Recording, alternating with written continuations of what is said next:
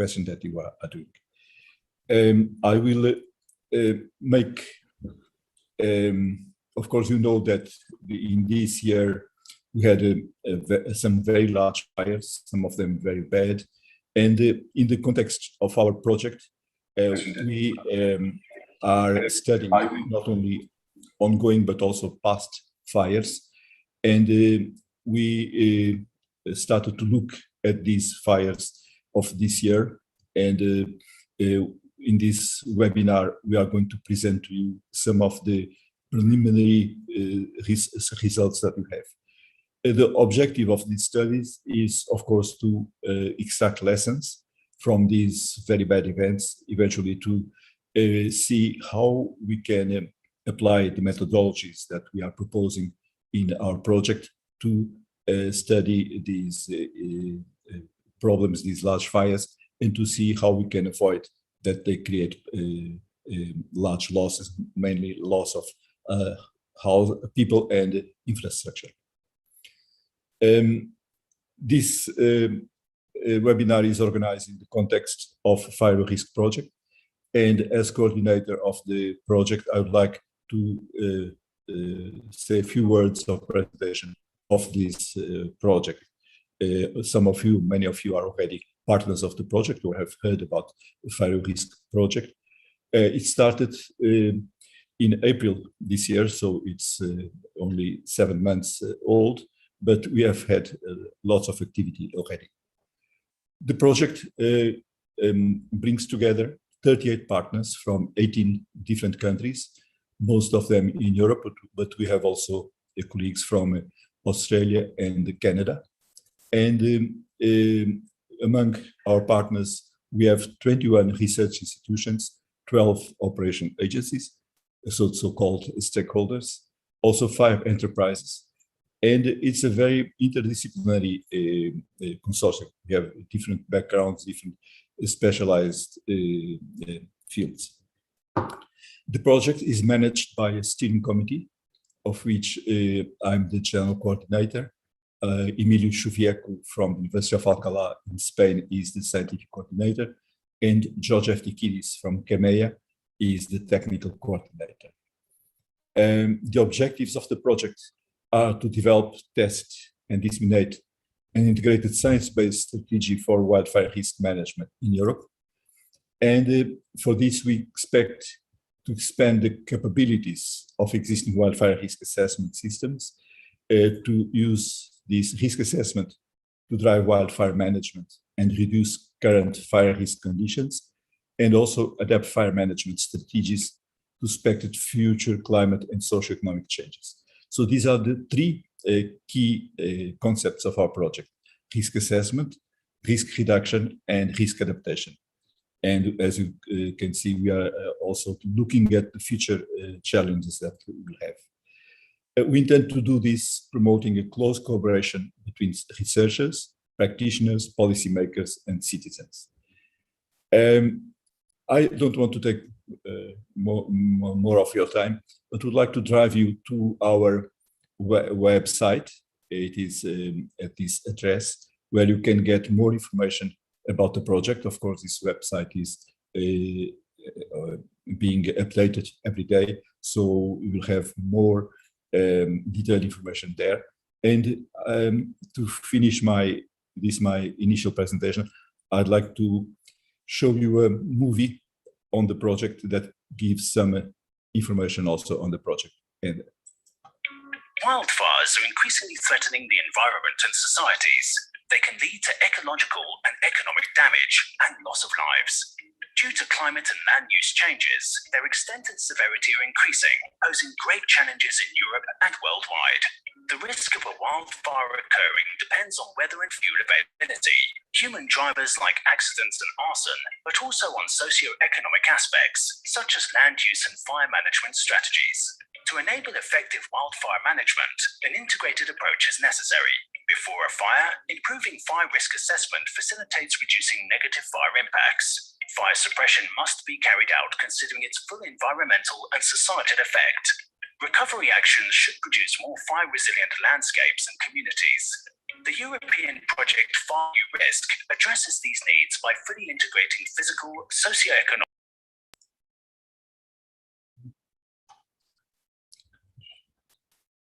political context into existing protocols. Its aim is to deliver a coordinated and science-based strategy for European wildfire management. It brings together 38 partners from all fire-related sectors, from researchers, the first responders and authorities.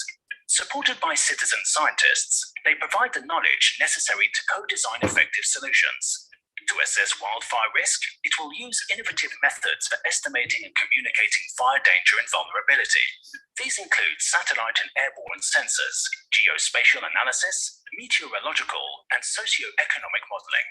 To reduce fire risk, land management strategies will be evaluated to better manage fuel, and a new, near real-time tool for predicting fire behavior will be produced for decision makers, from first responders to evacuation planners. To enable adapting to future risk, high-resolution climate scenarios will be complemented by demographic and socio-economic projections, as well as environmental policies. The resulting strategies will be implemented as pilot sites and demonstration areas across Europe, and all findings showcased via open access, providing valuable knowledge and tools for every stakeholder.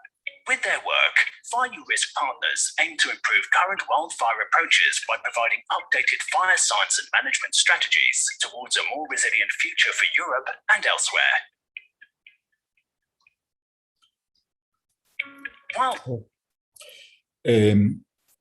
Okay.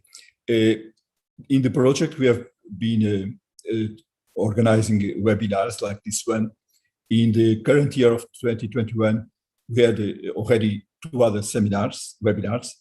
The first one was on climate change and wildfires, and given by Mike Flanagan, and on the integration of fire risk components, given by Emilio Chuvieco. And on the September, we had another webinar on future fire scenarios that was given by Kirsten Tonike, and on biodiversity given by Thomas Hitler.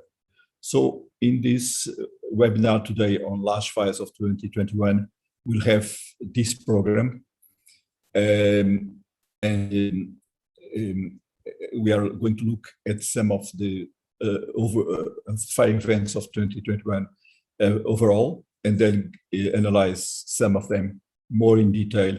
And the presentations will be given by my colleagues from the project. I will, without further ado, I will welcome David Caballero from MeteoGrid and ask him to give us an overview of the fire events in 2021. David, if you want to share your screen, please.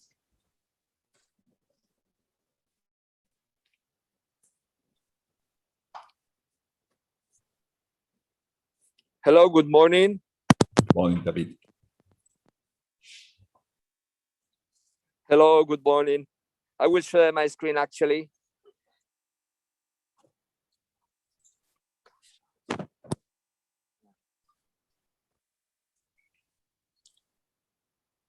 Please go along. If you have any difficulty, David. No. Can you hear? Can you see my screen? Not yet. Wow. Share screen. That was wrong on my side. Sorry. Now you it's okay. can see my screen. Yes, it's good. Hello? It's okay. Well, let me just start. Thank you very much, Domingo, for this introduction. It's really interesting. We will, yes, I would like to share some experiences that we have in Europe. It's especially bad for us, but it's something that we have witnessed all across the world, that we have many fires in Canada, United States, in the South America, Brazil and Argentina, but as well in India, Indonesia, China, Australia, and more particularly Russia and Siberia had big fires all raging across the forests. And of course, we had a bad season in Europe, and including as well all the Mediterranean Basin on the near Orient. So what we are witnessing is that we have a kind of a climate shift. We look at the projection of the fire weather index in Europe. You can see in both the scenarios, first in the scenario of the change of 2 degrees in the global warming and the change for high emissions far in the right, we can see a rise of the fire weather index. That is giving us an idea, but not the whole scenario on forest fires, giving us an idea that we'll have longer drought periods, longer fire seasons, increase in the maximum temperatures, and extremization of meteorological events, more particularly the heat waves. And when we have this instability in the atmosphere, that is clearly giving us a tendency of increased frequency of devastating fires and a tendency of the desertification of our countries. Something that is really interesting in Europe within these scenarios is the presence of the whole set of countries in Europe, more particularly what we have in the center of Europe, in the north of Europe. So it's something that is increasing more and more. Another interesting point to underline is that although the area burned in the Mediterranean are becoming more and more frequent. They are fires that are starting, growing very fast and very devastating. So we are very efficient putting out the small or medium fires, but we are accumulating the energy for the future large forest fires. It's something that is becoming more and more frequent in our countries. So it's essential in all of these countries. We have been discussing for the last decade that it's essential to have policies that promote mostly the management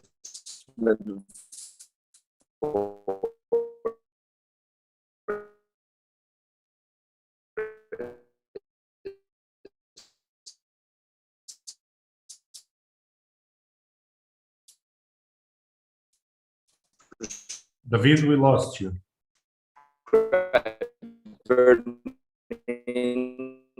And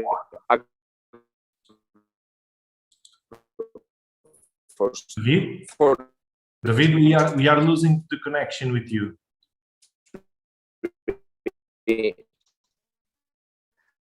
And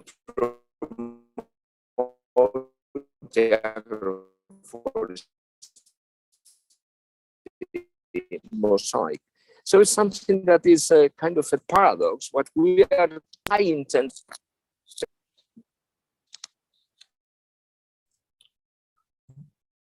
David, your sound comes cut.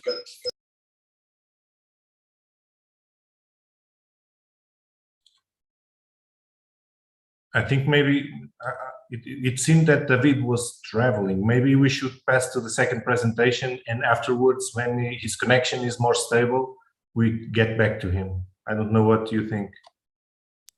It's okay, Luis Mario. David, if you can listen to us, we'll interrupt your presentation if you don't mind, and I will ask Miguel to start his, and then we come back to yours if you can improve your connection, because your sound was coming very irregular. Okay? David, can you acknowledge? Okay, apparently we have lost connection with David. I'm sorry for this. Please, Miguel, can you introduce your presentation? Oh, excuse me, Miguel. David says that he will have a stable connection in a minute, so possibly he's changing something. So, sorry, can you hear me? Okay. Yes. Can you hear me? Yes, can you hear me? Yes, now we can. Yes, okay. It was just a moment of a gap of connection. I'm sorry, because I'm not in the office. I'm outside them. I'm not traveling, but I'm outside the office. So please, I will share my screen again and continue, okay? So I was talking about this thing, common is very David, it's still bad. We cannot hear you. David, excuse me, we cannot hear you well. So if you allow, we will pass to Miguel. And if you can, in the meantime, improve your connection, we'll go back to you, okay? Out of extinction, David? Almost from the first moment. We cannot hear you. And they are growing very fast. And we have very few fighting opportunities at this.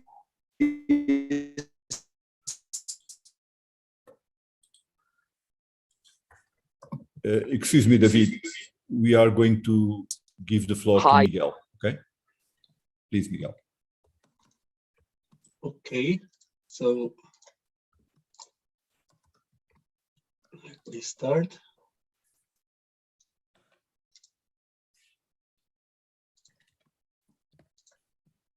I think you can see my screen.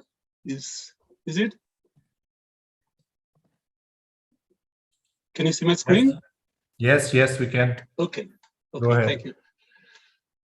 So good morning, everybody. So my name is Miguel Almeida, and I will speak about the fires of Castro Marim that occurred last summer in Portugal. So the official name of this event is Fire of Permadeira, which is the village where the fire effectively started on 16th of August. And you can see that this fire occurred in the south of Portugal, more concretely in Algarve, reaching 3 municipalities, so Tavira, Castro Marim, and Vila Real de Santo António, and caught several parishes, also represented in here.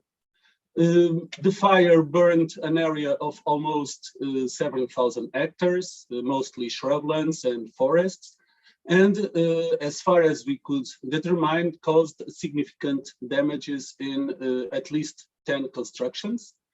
Fortunately, it did not cause any fatality among people. If we look to this table that intends to characterize the social aspects of the region, so you can see that the fire occurred in a rather depressed region in Algarve. I would like to draw your attention to the high level of aging of the population, especially in Adelaide, where more than 50% of the population is over 65 years old, and also the level of university of education is around 1%, but then 4%, so it's very low. I also draw your attention to the low population density, mostly in the northern area where the fire started. And also you can see that actually there are more buildings in this area than population. So this is, we have several houses that are not in use. And so these buildings are always very dispersed, which made very difficult to fight the fire and simultaneously protect citizens and their buildings and their goods. This is a very hilly region, not presenting many large mountains, but it is an area that has many small hills that you can see, as you can see here, and that make the orography very complex and with very many cross winds. As I said before, the area of the fire consists mostly in shrublands with predominance of gum rock rose. In Portugal, it's known as esteva, which is highly inflammable. This area also presents some forests, mostly with stone pine, and several agricultural areas with carob, olive trees, orange, and other plantations. During the days of the fire, the weather conditions were always very adverse, with very high temperatures and low relative humidity. This was the result of a heat wave that was going through Portugal during this period. And on the day of the fire, even during the night, you can see that the temperature never went down the 20 Celsius degrees. The meteorological winds were predominantly from the northwest, with an average speed of about 80 meters per second, and some gusts that reached over 11 meters per second. If we analyze the fire weather index and its sub-indexes, we can see that the values were very extreme, especially on the day of the fire, when the values of FWI, EASY, and buoy exceeded by far the values that statistically are already considered as extreme. This image shows you the fires of 2004 and 2012, which were the biggest fire registered in this century, in this region, of course. So we can see that the fire behavior is almost always the same, and is a consequence of the north winds that are normally drier in Algarve. Thus, let's say that there was no surprise in the way that the fire spread. So this is the fire spread that I will detail in the next slides. These isochrones are based on the elements that the Civil Protection Authority provided, for which I would like to thank. So the alert was given by the 1:05 a.m. And so due to the fire conditions, several means had already been prepositioned in strategic areas of the region. So this group went to the local of the fire, and even so of this prepositioned location, when they arrived to the fire area, it was already very, very stable and with an considerable area. In this graph, you can see by this vertical red line that the period coincides with the wind peak. Thus, the fire continued to progress to the southwest, pushed by the wind. And by the 10:10 a.m., the fire was considered stabilized. Naturally, the fire was not extinguished, so the means remain on the theater of operation, and this was essential to control 5 reactivations that occurred in the fire perimeter. However, about 12:20, there was another reactivation, the 6th one, that could not be controlled. And once again, we verified that this is a period where the wind assumed very high values. Thus, the wind continued to progress southwards with great intensity. During this period, the public water and electricity supply failed in some areas, and several people were left without the capability to protect themselves. So there is no doubt that this is essential for those living in fire-prone areas to be self-sufficient in terms of water and electricity or energy. Then the water supply also failed in pressure to supply the firefighter vehicles, and the largest water reservoirs were very far from the fire, so this was another difficulty.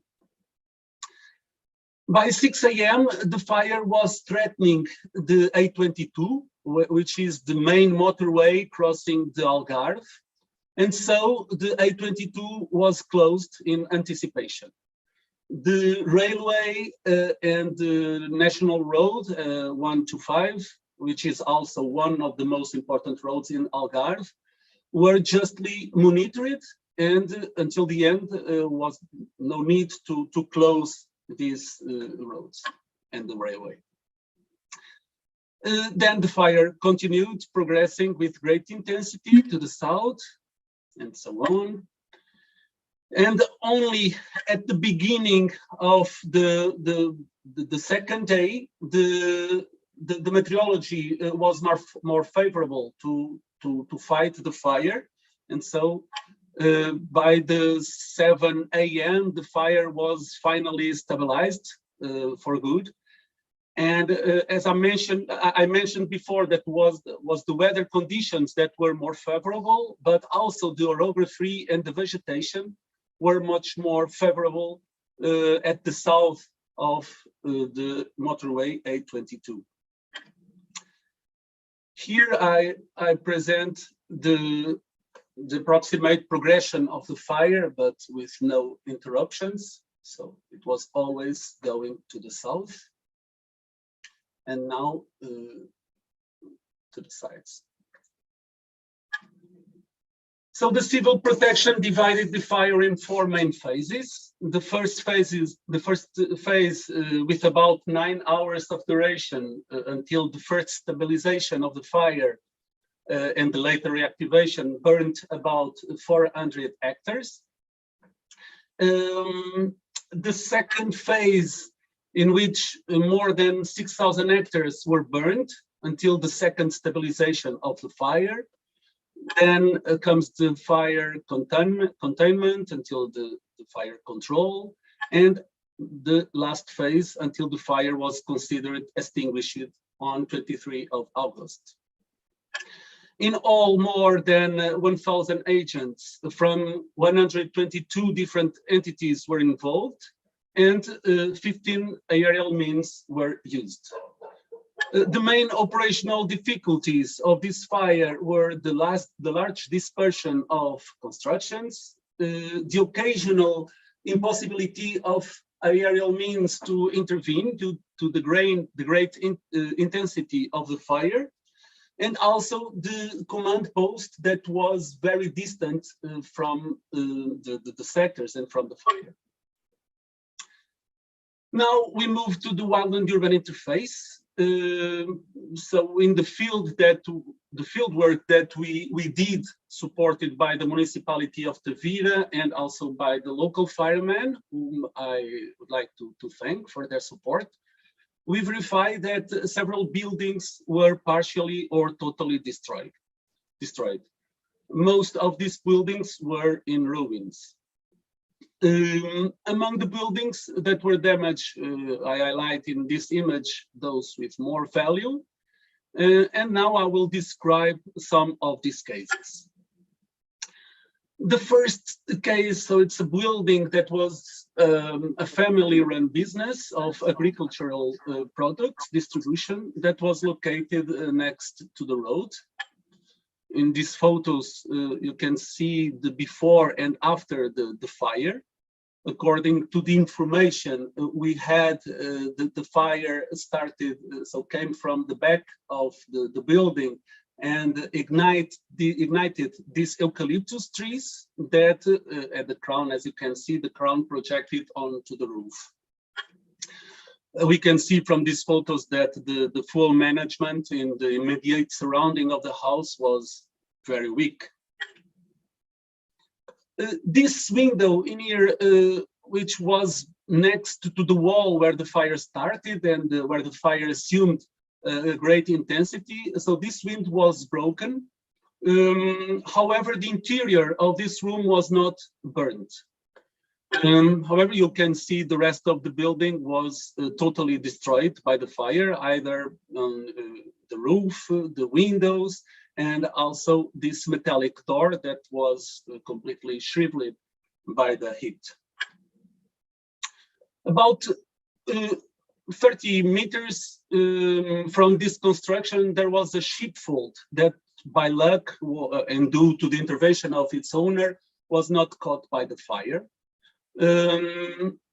But I bring that to here because often people thought that if the animals are released, they have the capability to escape and survive the fire. But we have seen in the past, and once again, the owner of this sheepfold told us that the sheep were so scared that they didn't want to leave the sheepfold. In Adai, we have already investigated cases like this in which people who wanted to save their sheep ended up dying as a result of this refuge behavior of these animals. In the second episode, in the village of Fashfato, 2 houses were hit by the fire.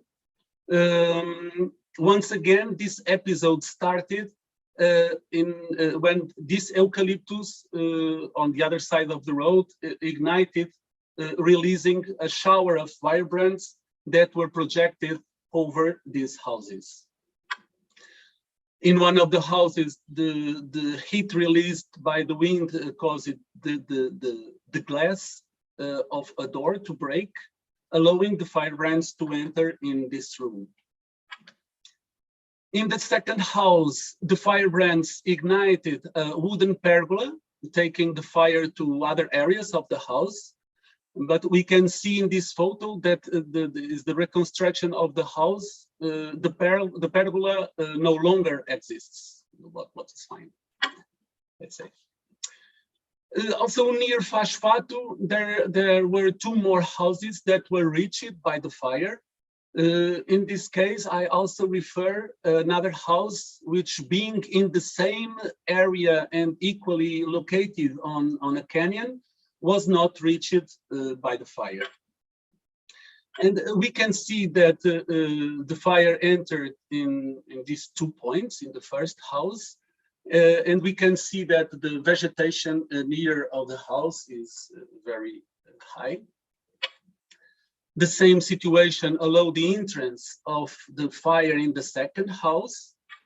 However, the third house had a better fuel management, and so it was not reached by the fire.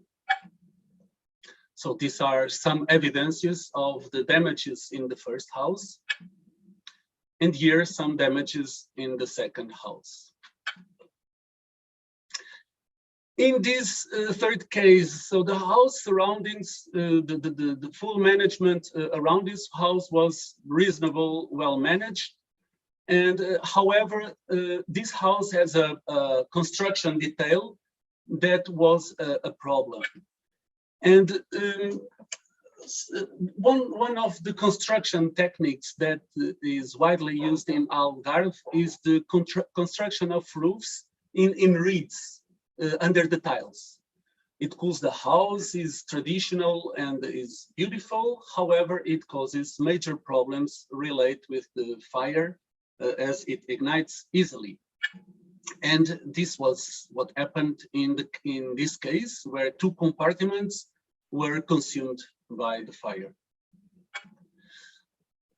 Another aspect that I would like to highlight in this fire, due to the lessons that we can learn from this, is the evacuation of the intermunicipal canal and cattery. In this case, with enough time in advance, the decision was taken to remove the animals, and in general, the animals were divided into those with more aggressive behavior, which were isolated in a nearby pavilion, and the animals without aggressiveness problems were temporarily adopted by the friends of kennel, so people, Portuguese and Spanish, who stayed with the animals during the period of the fire. In all, 80 dogs and 110 cats were relocated. And I'm happy to say that 30 of these animals were permanently adopted. If the emergency measures were good, a good example, the preventive measures are not. And in these images, we can see that there are many fuels around the kennel and the cattery And for sure that if the fire reach and start burning these cars in here, I believe that the kennel was not available after the fire to receive the dogs and the cats again. The next story is not so happy, because 40 dogs died in an apparently illegal kennel. According to what we were told by the civil protection, the existence of this kennel was completely unknown to them. Thus, when they realized the existence of this kennel, the conditions were not safety anymore to rescue these animals. Looking to this image, we can see that the location of the kennel was not a good location in terms of fire risk. Concluding, so the fire event occurred under extreme conditions that provided very high intensities of the fire. Firefighting operations were, in my opinion, well planned and executed under such difficult conditions that reactivation that occurred, I would say that it was inevitable. Even thought there was no success in the first intervention, the prepositioning of firefighter means is very important, even more so when we have a region like Algarve that is very far away from other regions that can provide reinforcements. On the opposite side, we can say that the fire impacts would be much lower if the prevention activities were more adequate. So mostly the lack of fuels breaks that did not exist, the houses without appropriate fuel management, and also the improper management on the roadside fuels. The head of the fire stopped spreading where it had to stop, or where the firefighting opportunities were evident. So in here with this plantation, and also the orography much more favorable to stop the fire, so it was where the fire should stop. Almost always the fuel management played a decisive role. For example, in here, we can see that the fire did not cross these roads because there was no fuel, so the roadside was managed. In this case, the fire passed the road because we have fuels very close to the road. In the fire, it was said that the evacuation did not, so the people was not really prepared for this evacuation. And so many people did not want to leave the houses, and some people did not know how to leave the house, how to do it. In Portugal, we have a project called Aldeias Seguras, Pessoas Seguras, that among other actions does village evacuation drills. And the civil protection agents used to say that the evacuation actions in this village where the project has been implemented are quicker and more efficient. In Algarve, there are 142 villages with this project implemented, but unfortunately, these villages were not in the area of the fire. Finally, another lesson learned is that the animals, domestic and wild, must play a greater concern in the civil protection plans. And that's all. Thank you. Professor, you are muted. You are muted, Professor. Professor, está no silêncio.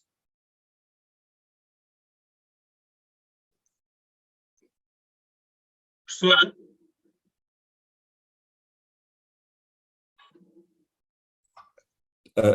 Miguel, thank you very much for your excellent presentation and for very detailed work that you did, and for also these problems that you brought to us namely the care of the animals. That is now a great concern also in our countries. I remind all of you that if you want to ask questions to the speakers, you can put them in the question and answers place. I now would welcome again David. He had a problem with his network, and I would like to give you the floor. And if you want to make your two presentations, please try to be short because we are already a bit delayed. Okay, thank you. Go ahead, David. You are mute, perhaps. Hello, can you hear me? Can you hear? Yes, yes, now we can. Hello? Yeah, we can hear you.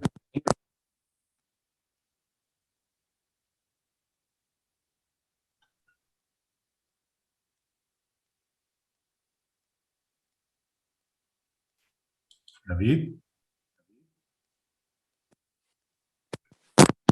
Hear me? Hello? Yes, it's starting to show something, but we are seeing.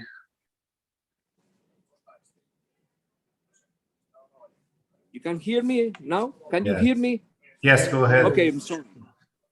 So I was just explaining that in the fire that we have witnessed in 2021 all across the world, the type of fires are completely different. It is not something that is new, but it's more frequent.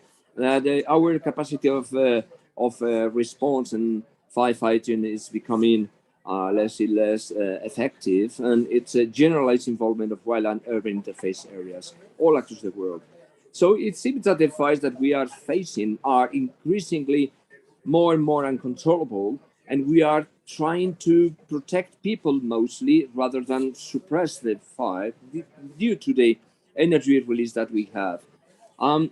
We have had a very bad fire season this year in terms of weather, because we have suffered in general in Europe a very hot summer with several heat waves, very deep heat waves, with a previous drought period crossing across the Europe.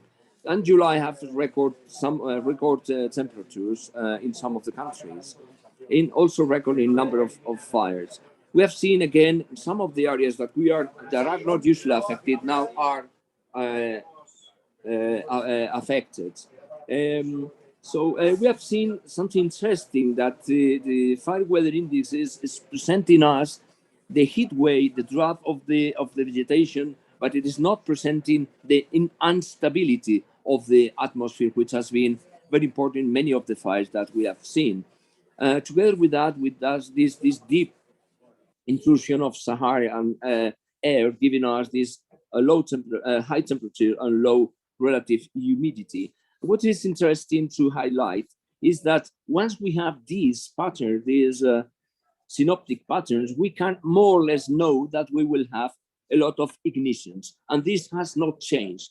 We know the weather forecast in advance, but even though we have many ignitions in the areas exactly hit by the heat wave, we regrettably had many fatalities in several of the countries affected by these heat waves. Particularly in Algeria, we have 90 fatalities, France 2, Italy 2, Greece 2, Turkey 8, Cyprus 2, and so. So it's something that is becoming more and more common. Let's go very quickly through the overall view of the fires, and which are more or less the common things. For example, in Italy, we have seen very fast fires starting with push by wind and rapidly building up the energy of the fire and affecting wild and urban interface and touristic installation.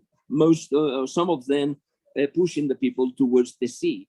We have seen something similar in France in several fires, but particularly one in a very fast fire in Bar. We will see that more in detail. Pushed by the wind, you can see this tilted smoke column affecting many campings and campsites and other touristic installations, and also thousands of evacuees, neighbors and tourists, and regrettably with 2 victims. Again, we have these strong winds coming from the inner land, so they are dry winds, and particularly Mistral in this case. We also have some very bad season in Cyprus, which has suffered an unusual period of high fire. Again, we can see many fires breaking up at the same time within the heat wave. And we have a very bad fire in Troglos Mountain. We will see that in more detail. But again, we have touristic installations affected, many houses destroyed, and some fatalities as well. It is something that's becoming common. Quick fires with this energy release affecting touristic areas and destroying houses. In these cases, we have the firefighters and their responders overwhelmed. Greece has presented one of the worst years in terms of forest fires, displaying very extreme fire behavior with these convective columns and extreme spread rate, affecting as well some very important touristic areas on many housing areas. Again, may I underline as well the simultaneous fires. If you have many fires, big fires at a time, obviously the firefighting becomes overwhelmed.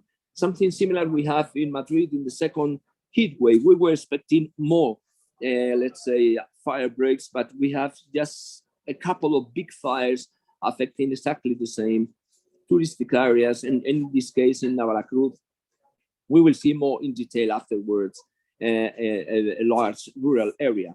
What was interesting about this fire was the speed. The rate of spread was enormous, and also the appearance of this convective behavior. Perhaps the most complicated and dangerous fires that we had this fire season in Spain was Ubrique, that we will see that in detail afterwards. But basically displaying exactly the same, with winds coming from the inland, very dry winds, with a drop afterward drop period, with atmospheric instability, and affected while an urban interface touristic installations as well.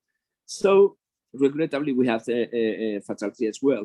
So happens in other countries with that, not from Europe, but within the Mediterranean Basin, and basically, or more particularly in Turkey, that suffered one of the worst years in record in terms of forest fires. We have many fires starting simultaneously in Antalya and Mugla, hundreds of houses affected, thousands of evacuees with 8 fatalities, and the evacuations in that took place simultaneously, and some of them through the sea. Again, we can see the pattern of winds coming from the inland, which are quite dry, and after the drought period.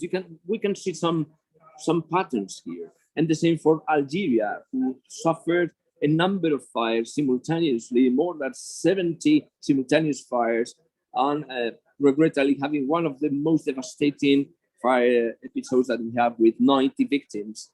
The worst happening in Tizi-Ouzou and Béjaïa. Again, we have effect on the wildland urban interface. We did a small overall, short overall. We can see some conclusions, some patterns of behavior and affectation to the population. And the type of fires, the fire events, and the type of fire seasons, which are more or less generalized across the world, and more particularly in Europe, with these prolonged, long drought conditions, with atmospheric instability giving us this potential of convective behavior, simultaneity in heat waves. That means a large number of fire outbreaks in heat waves, exactly when we have the heat waves, which is pointing to some intentionality and appearance of factors that promote convecting developments, particularly the atmospheric stability in the interaction with the fire behavior, and rapid early development, most of the times driven by strong winds, and simultaneity of the fires, which are overwhelming the fire responders, which are running over an enormous field continuity. We have seen with this extreme fire behavior, the fires running through this landscape, even we have these patches of land which are less burnable. And finally, this impact on tourist facilities, while an urban interface in general and the presence of victims more and more frequent. This is more or less the overview of what is happening in Europe and across the world. And we will focus now a few minutes on the cases that we have in Spain, the both of them that we have in Spain. In Spain, we have two main fire, which were large, complicated, and that derived in big losses. Here's the idea of overall the number of fires that we had in the Iberian Peninsula, including as well Portugal. And you can see in the center of Spain, more or less, is the Navarra-Cruz, is where Avila province is located. We have this tremendous fire of more than 22,000 hectares. And in the south, close to Gibraltar, we have the Malaga area of Sierra Bermeja, which is a very, very interesting place in terms of ecology. We have there this other fire. Very quickly, I will give you some overview and more particularly underlining the most interesting things about these fires. The first one in Navarra-Cruz started by a car malfunctioning car that was put aside on the road and start burning. And the point is that there was no, let's say, protocol to react quickly because it was near to the forested area that could eventually start a forest fire. That led into the delayed in the response on the helicopter and other aerial means to put out this fire. So this delay was critical because we were in a heat wave with the strong winds and with these terrestrial winds, which rapidly built up and created a very fast-moving fire across a more or less continuous field of grass and shrubs and affected some forested areas. That's the important point, that we have no protocol for this type of events of accidents leading into a forest fire. And quickly the fire grew up through these open lands of shrubs and grasses, mostly going through these rural areas and affected some of the towns. The second important point was the speed, or the sustained speed of the fire. More particularly, you can see here that in the first day, we were counting the surface burned in thousands of hectares burned in a single day. So that was clearly overwhelming the firefighters. Not just a matter of energy release, but the speed of spread and the affection of some of the towns and agricultural installations. Here you have some developments of convective columns as well when it touched some of the forested areas of the area in the east part of the fire front. And as you can see, several towns were threatened. In the case that we have an enormous fire in which many resources all across the Spain from other regions were participating due to the size. And you can see this tremendous development, more particularly in the areas affected with a pine forest. So in general, it was a fire running very fast, affecting some of the towns, but just touching a few areas of forested areas.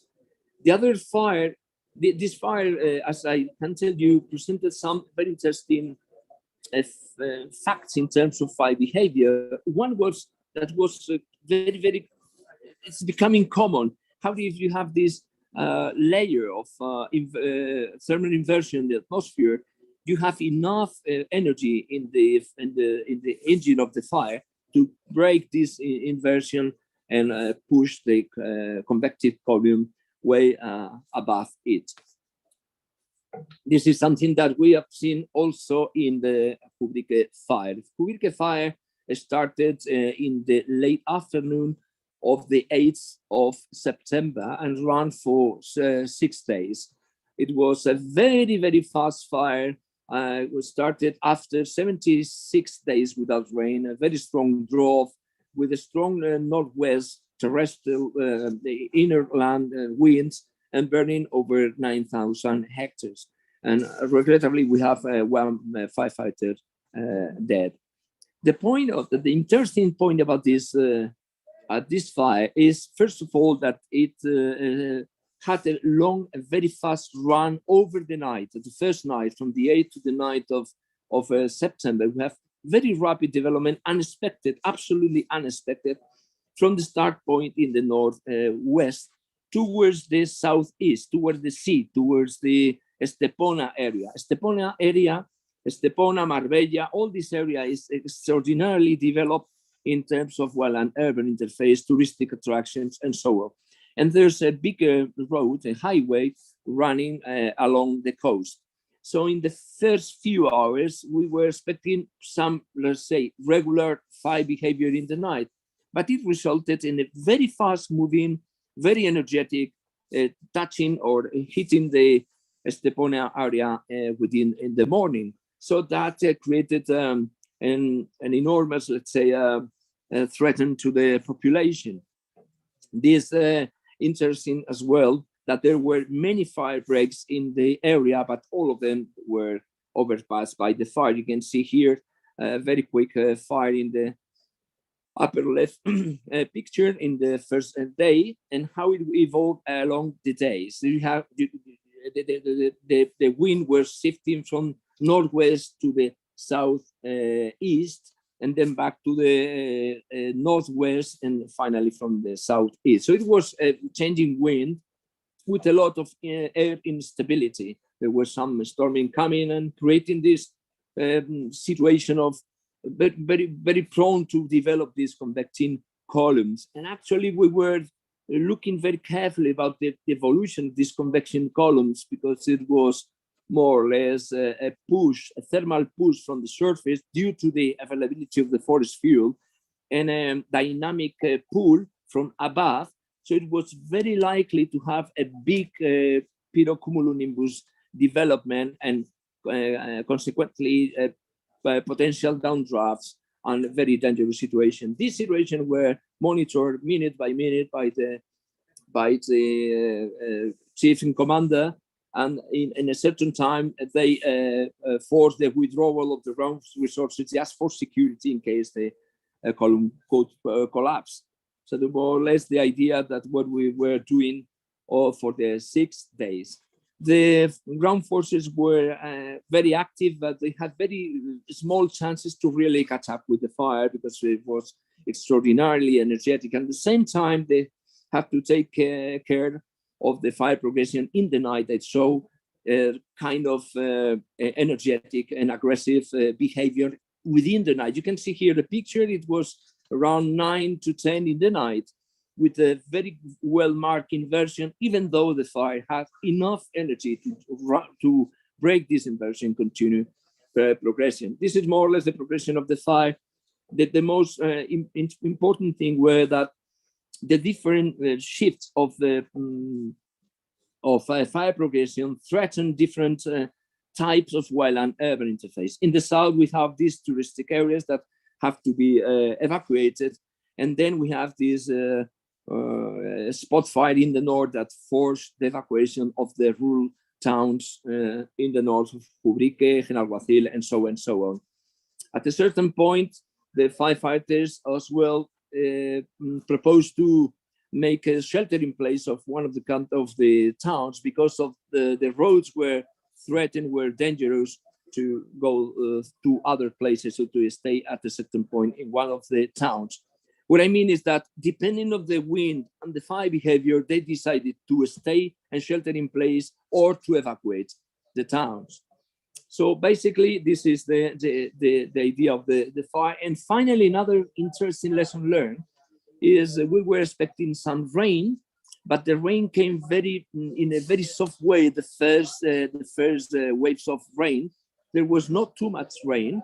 So the first rain cores approaching, given that the lower parts of the atmosphere were so dry, they were evaporating the small falling water and creating these conditions for some micro downbursts. So finally, in the 14th, the generalized rain quenched, extinguished completely, or at least give a chance to stop the fire and control it. It was extinguished several weeks ahead in time. So this is more or less the final scar of the fire that gives you an idea of the potential of the fire, that without the rain, it could be easily double the size and create more problems. And I hope that is interesting for you. I'm open to any questions in the debate. Thank you very much, David. Thank you for these two very interesting presentations.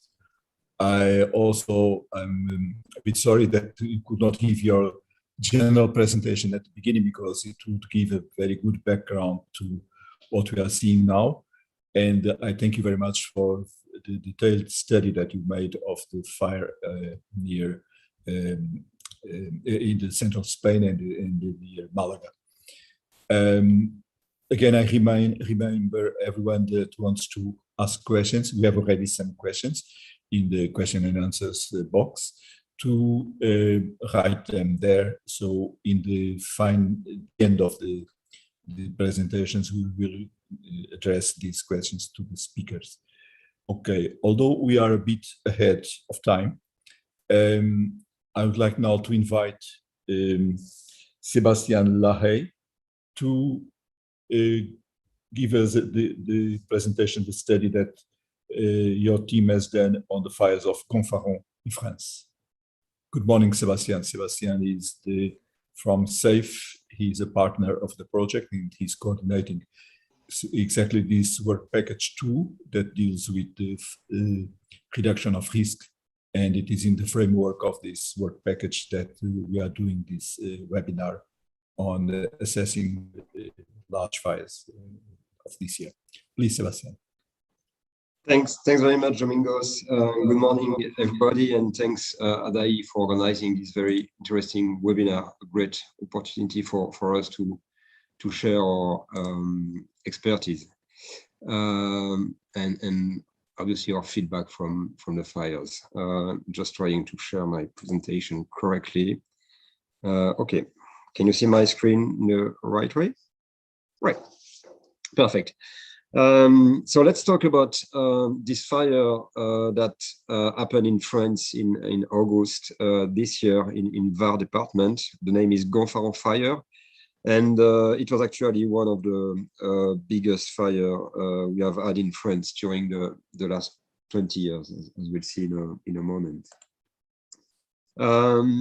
First of all, just a general comment on the state of the fire risk in France, generally speaking. You can see there in a map that was made by Hélène Farjeon during his PhD thesis that, as you may know, the forest fire risk in France is mostly located in the southern part of France, southeastern part, let's say. Even if obviously this fire risk is extending and will extend with climate change in widest area of France, obviously. And therefore, we'll focus in next slide on this southeastern region of France. Actually, in a first attempt we did in 2014 and 2016 with Kurt and all, we made a first attempt to classify fires, and we proposed this idea of PIRO regions. That means sub-regions in France where the typology of fire is kind of different from one region to another. And actually, we identified that in the red region, the one that is in the circle there, more estuarine in Var area, and that's obviously where the fire started in August this year. It was a very sensitive region because of dense fuel continuity and because of some weather characteristics such as fun, inducing warmer and drier conditions than in other places, and also a conflict between the synoptic wind, Mistral, and the sea breeze inducing rotors and fire enlargement. This is something that has been observed many times in the last years, and that has actually induced the 3 largest fires in France for the last 20 years, including the one we'll see in a moment, and also extreme fire behaviors in different occasions. Let's explain this phenomenon, this fire behavior linked to synoptic wind and sea breeze. This is the general direction of the main wind in the region. Mistral, it's a very northwest wind, very violent and turbulent wind. And as you can see, the terrain there is obviously mountainous or hilly terrain. And first effect is that it's induced fan effect on the leeward slopes, which made hygrometry very low and temperature very, very high. And then there is another key parameter, and that's about this sea breeze effect, that even with a strong mistral will make rotors when the fire reaches the sea. And therefore, the worst case scenario in this region is a fire that would start kind of this in this location, and that has happened many times. That is really a wind-driven fire, very evolving very rapidly and not that enlarging, let's say. And then it faces both fan and sea breeze, and then you have this explosion of the fire with very extreme fire behavior and enlargement of the fire flanks. That's the general picture on the worst case scenario, let's say. Now let's come back on the situation we had on the 16th of August this year. I would say, obviously, a very general a situation, a cocktail we are used to. Very, very dry. The fuel was very dry. Draft code was important. Obviously, a strong wind, 50 kilometers with 75 plus rafale wind blowing, and atmosphere instability. We were in the middle of a heat wave with more than 3 days with a temperature about 40 degrees. We'll see that during the night, when the fire started, the temperature didn't decrease under 24 degrees. And then humidity was about 20% and no more than 41% this night. So obviously the ideal cocktail for an extreme fire. Ignition. It's 5:45 p.m. and we are in the service area of a highway. We are in August in Var department, very, very touristic regions, a lot of people, many tourists with no culture of fire, and probably a cigarette that ignited the fire on the highway service area. The interesting thing there is that this service area of the highway was equipped with a shower system. And actually, the aim was to protect the population there for a fire arriving on the service area. And the fire ignited at the bottom of this shower system, so just under it. The thing is that this shower system was made to protect the service area from an arriving fire, but not from a starting fire, not from an ignition. What would have protected the ignition there? Just no fuel on the ground, and there was fuel on the ground. And that will be my lesson, let's say, or lesson learned number 1. In densely populated area and very touristic area, management of fire risk must include both and separately fire ignition and fire arrival. That's things you should treat differently. Now let's look at the issue and the propagation. Potential impact. This fire would reach rapidly this massive forested land, massive des Morts, which is a a non-discontinuous forested pine and oak trees mountains. But before that, it would just reach this red area, which is a natural area. As we can see on the slide there, the fire will rapidly reach this flat terrain. And this natural reserve, you can have an idea of the kind of fuel we have there. Obviously, pine trees, oak trees, brush, and also abandoned land. And very importantly, this little turtle, which will be a key player there. Testudo armani is an endangered species and protected species. And because of that, all the fuel reduction initiatives, whatever it's clear brushing or prescribed burns, have been blocked during years in this area. And obviously that would make the situation where we have non-discontinuous fuel and the fire will spread very rapidly. And as a result of the fire, unfortunately, the area was devastated by the fire, and a big part of the turtle population has just disappeared. And that would be our lesson learned number 2.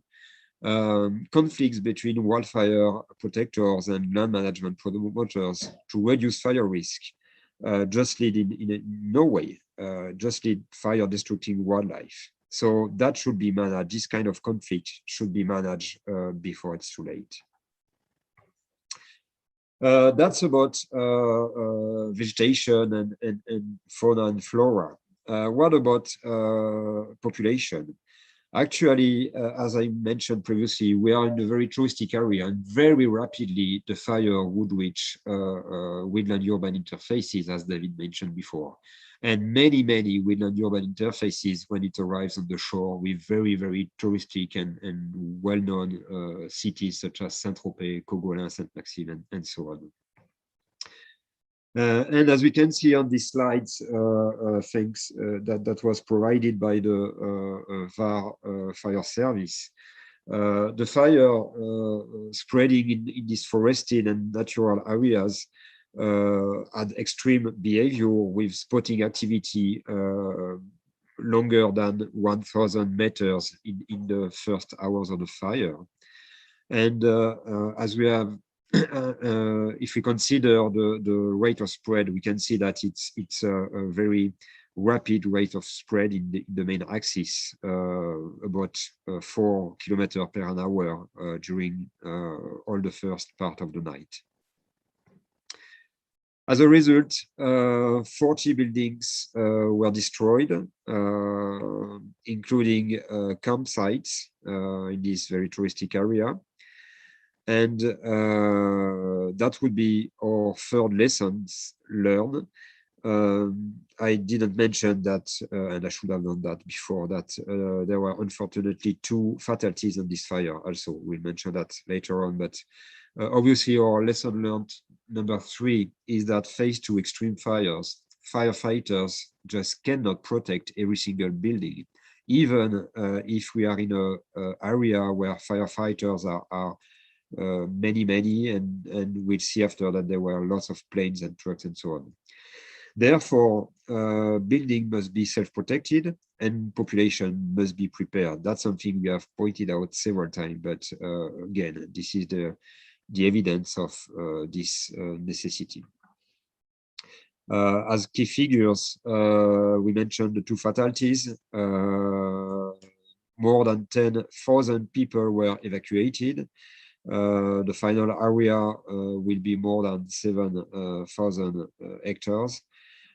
Extension 22 kilometers from the beginning to the final run of the fire, and more than 83 kilometers of fire line just in a couple of hours. And that's explained why the firefighters just cannot protect all the single houses.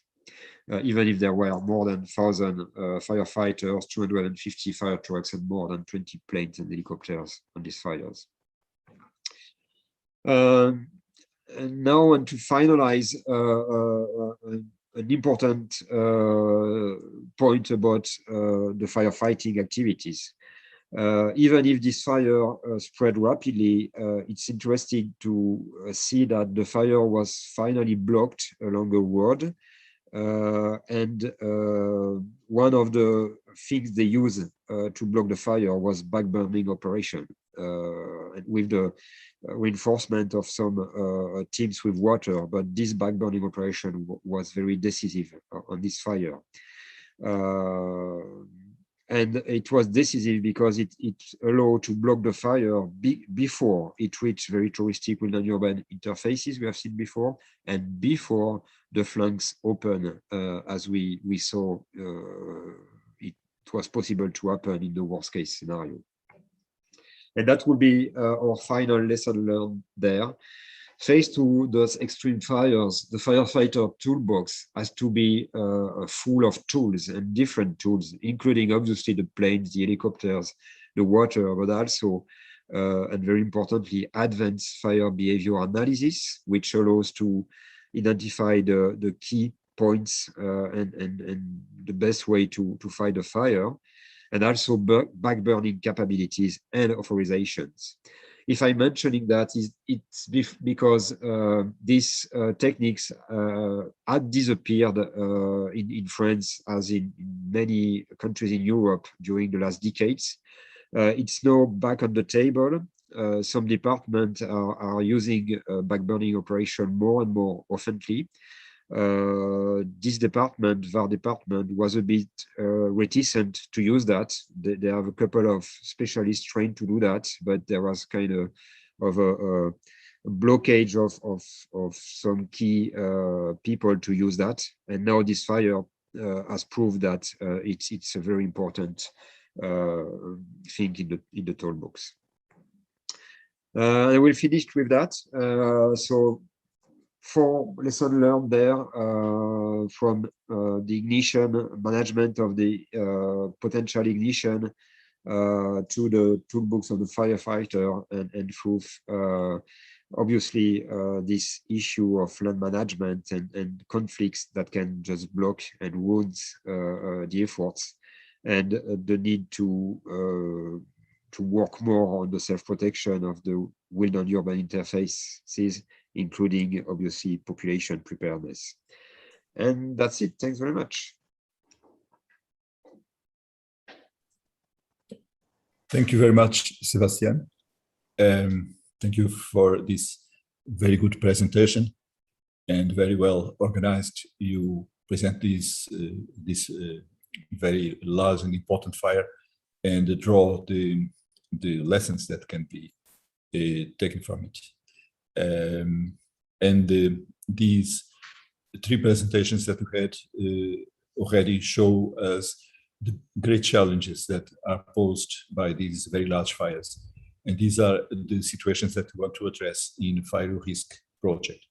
Although we are still in the beginning, you can see that we have already got some experience that is built up in the teams, and we are trying to put it to the service of the consortium and to the entire Europe to see what methodologies should be used to describe and relate these fires and to extract lessons from them. Thanks to your respect for the time, we are a bit ahead on the schedule. So we have a couple of minutes, I'd say about 10 minutes. And there have been several questions from the audience.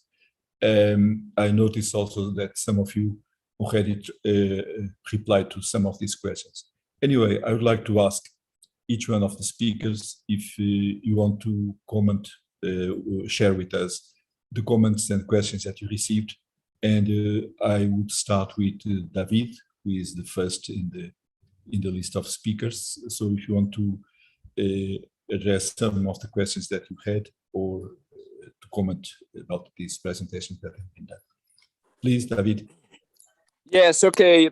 There was a question that pointed to the fact that there are many non-adapted population in the areas which are threatened by this type of fires. And that's very true, that we have these tourists, but not only that, the people who are returning back to their towns, and they are not prepared to the type of the fire that has been developed.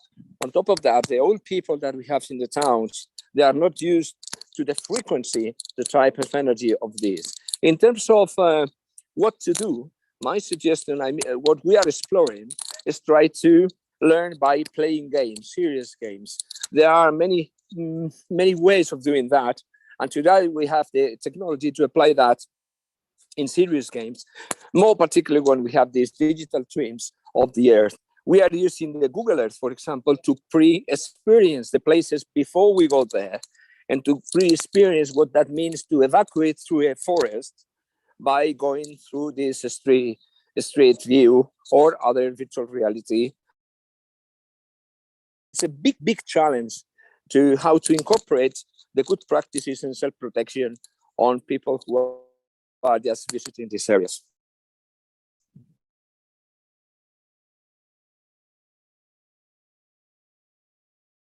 Okay, David, thank you. Thank you very much. May I ask now, Miguel, if you want to comment about some of the questions that were addressed to you. And I noticed that there are 2 new questions in the question and answer box. If you want to address them, please. So the question I had, it was about the soil protection measures. So after the fire, if something was planned for that. So, and I said that I did not realize any public measures after the fire, so to recover and to protect the soil. Of course, there were some made by the owners, by the citizens.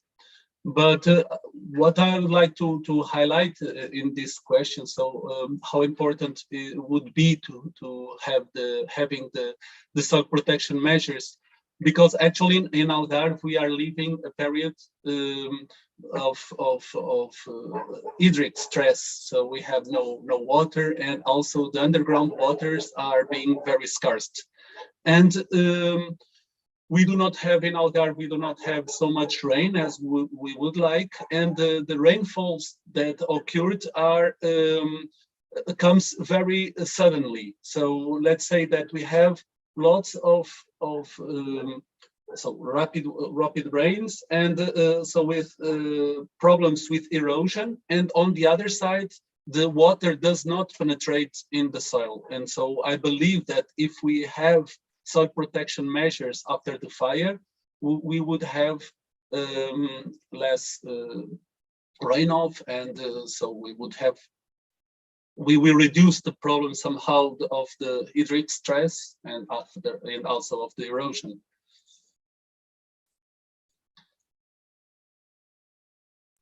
Miguel, there is a question about the fire detection system in Castro Marim fire.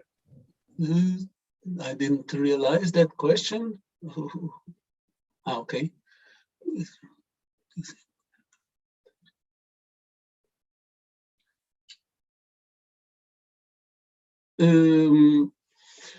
I would say that the problem was not related with the early detection. So because let's say that the fire was, I don't know exactly when the fire started, but what happened is that so it started during the night, and the firefighters took about 30 minutes to arrive. 29, I would say that the 29 minutes to arrive to the local of the fire. They were prepositioned, but let's say it was during the night, so there was some delay because of that, and also the roads to achieve that local were not very good. So I would say that the most concerning was about to have better roads. Of course, if we have early warning systems would be better, but I don't think that there was a big problem in this fire. Miguel, please. There is a question here about the alien invasive plants, if they were present in the area and if they had any hold in these events. And there is also a general question to all of you about the methodology that was used to estimate the rate of spread. If you want to speak, then I will give the floor to Sebastian, and in the end also, if there is time, to David. Please. It's to Sebastian or to me? It's to you. To you, Miguel. Okay. So the invasive plants, I would say that the major problem with the plant species was the Esteva. So that because it's very flammable. So the rock rose, it's very flammable, and I would say that was the species dominant, the dominant species. So I would not say that is a problem with acacias or so on. So regarding to how did we make that the fire spread, I would say that it was information that was provided by the ANPC, the Civil Protection Authority, and they did that by information that was coming from the firefighters in the field. So it was actually, I would like to highlight that was a fantastic work that ANPC was made, because they actually, when I arrived there, there were already a report made, and everything was very studied, analyzed, and many lessons were learned from that report. So I would like to highlight that. Thank you very much, Miguel. I'd like now to invite Sebastian, if you want to address and comment the questions that were made to you in particular, and this general question about the assessment of the rate of spread of the fire. Yeah, thanks. And first, regarding this point, reconstruction of rate of spread, the same. I mean, this is something that the firefighters are doing after a big fire, collecting the data from the ground to reconstruct the fire line. And now this process, it's facilitated by aerial imagery. Actually, in France now, on large fires, we have a plane that is just there to observe the situation with infrared and normal imagery, and it's recorded, and it helps both to see the fire front real time, but also to reconstruct the fire line afterward. So that's very helpful. Then there were two questions, one about land management issues, one from Edward, hello Edward, and one from Beatrice. In France, there are land management plans in every single fire-prone regions, and it's very coherent land management plan and so on. The thing is that obviously you have multiple actors there, and it can be simple or not if you have some let's say opposant to the management plan. Sometimes that's the hunter, sometimes that the environmentalist, sometimes different person may have over interest and may have interest not to touch the fuel. And that's actually what has happened in this Gonfaron natural reserve. And when I'm talking about touching the fuel reduction strategies that we are using, maybe clear brushing, that's the most common in the southern France, but also prescribed burning. More and more we are implementing prescribed burning in most the Mediterranean places in France, but actually that's very difficult sometimes to implement prescribed burning because of this opposant to the technique. Has this fire changed the game there? Obviously it has, because as I mentioned, unfortunately, most of the population of turtles was disseminated in the area. So there are strong discussion now, and there are obviously that's opening way to manage better in the near future. And we are opening some project and some funding to open innovative ways to manage the land with the interaction of all these actors. This is not simple question, But yeah, hopefully it will go a step ahead in the next future. Thank you very much, Sebastian. I don't know if David wants to make a very short comment about this question on how to estimate the rate of spread in the field. Yes, I think that's very interesting that the motion fires in Spain, more particularly in Jubric fire, was very strange, very changing, very non-homogeneous behavior. There was a permanent monitoring of the fire from the coordination plane. So there's some pictures were taken, and then afterwards, over Google Earth, they were drawn estimated position of the fire position, the fire front, but it was updated very frequently, every hour, every half an hour or so.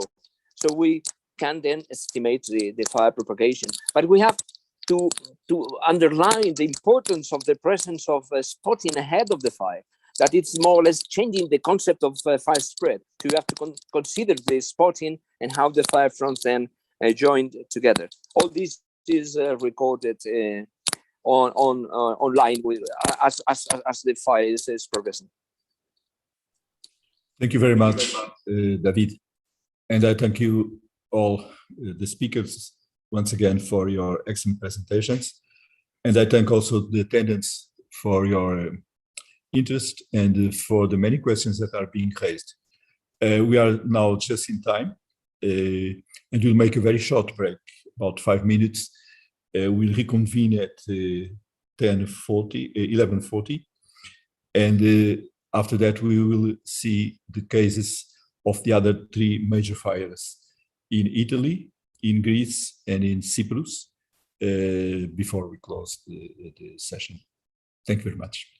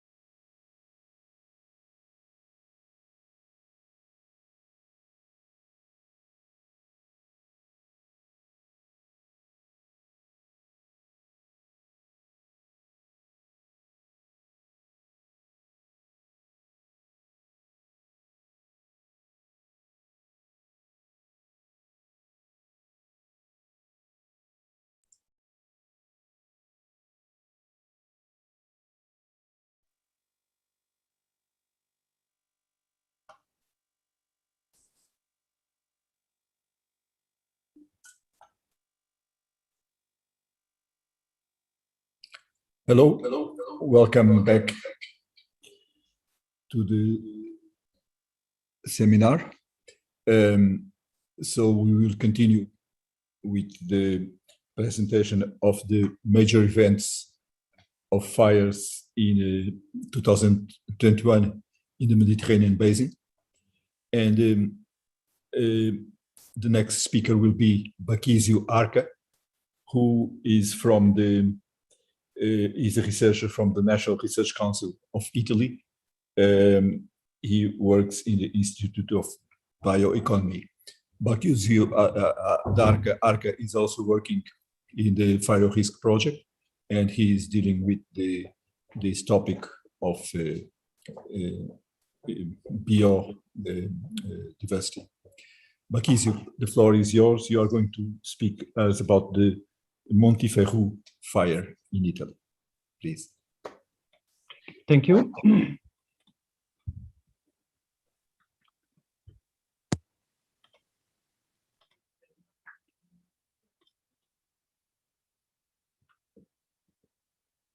Can you see the presentation? Yes, excellent. Okay, okay. Thank you, Professor Viegas. Thank you to the Fire Risk Project for the opportunity to describe the 2021 fire season in Italy, and in particular in Sardinia. First of all, I want to thank the different institutions that contribute to the development of the contents of this presentation, my colleagues of the CNR, but even the colleagues of SIA that are partners of the project, and in particular the national regional agencies that are involved in the coordination of the fire season activities, in particular the Sardinian Forest Service, the Vigili del Fuoco, and even the ARPA Regional Agency for Environmental Protection that provided very useful data, in particular meteorological data and forecast data to study the phenomena. In this slide, we can see a synthesis of the fire season. It's important to observe that the data we used are provisional data, not final data, because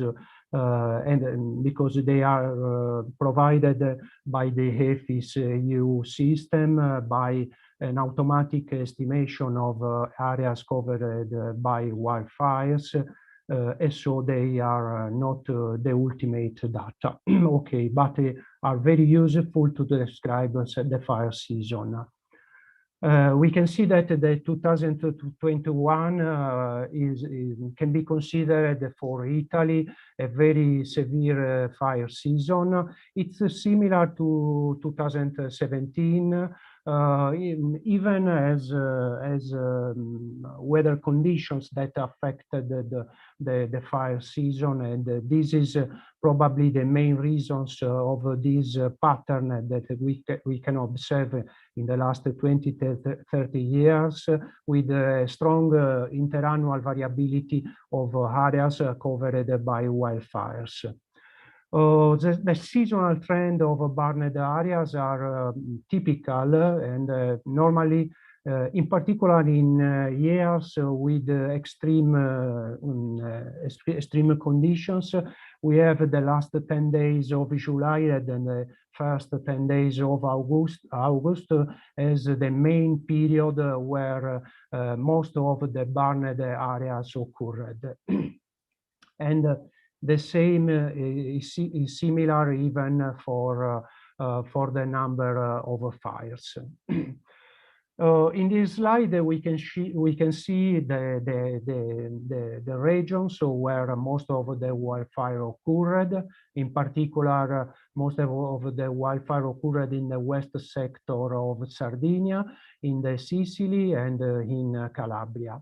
And in those areas, we observed that the most large wildfires, in particular, the Monteferro Wildfire was the most large wildfire in Italy, and was of about 13,000 hectares, and with 22 kilometers of depth, so a very depth fire.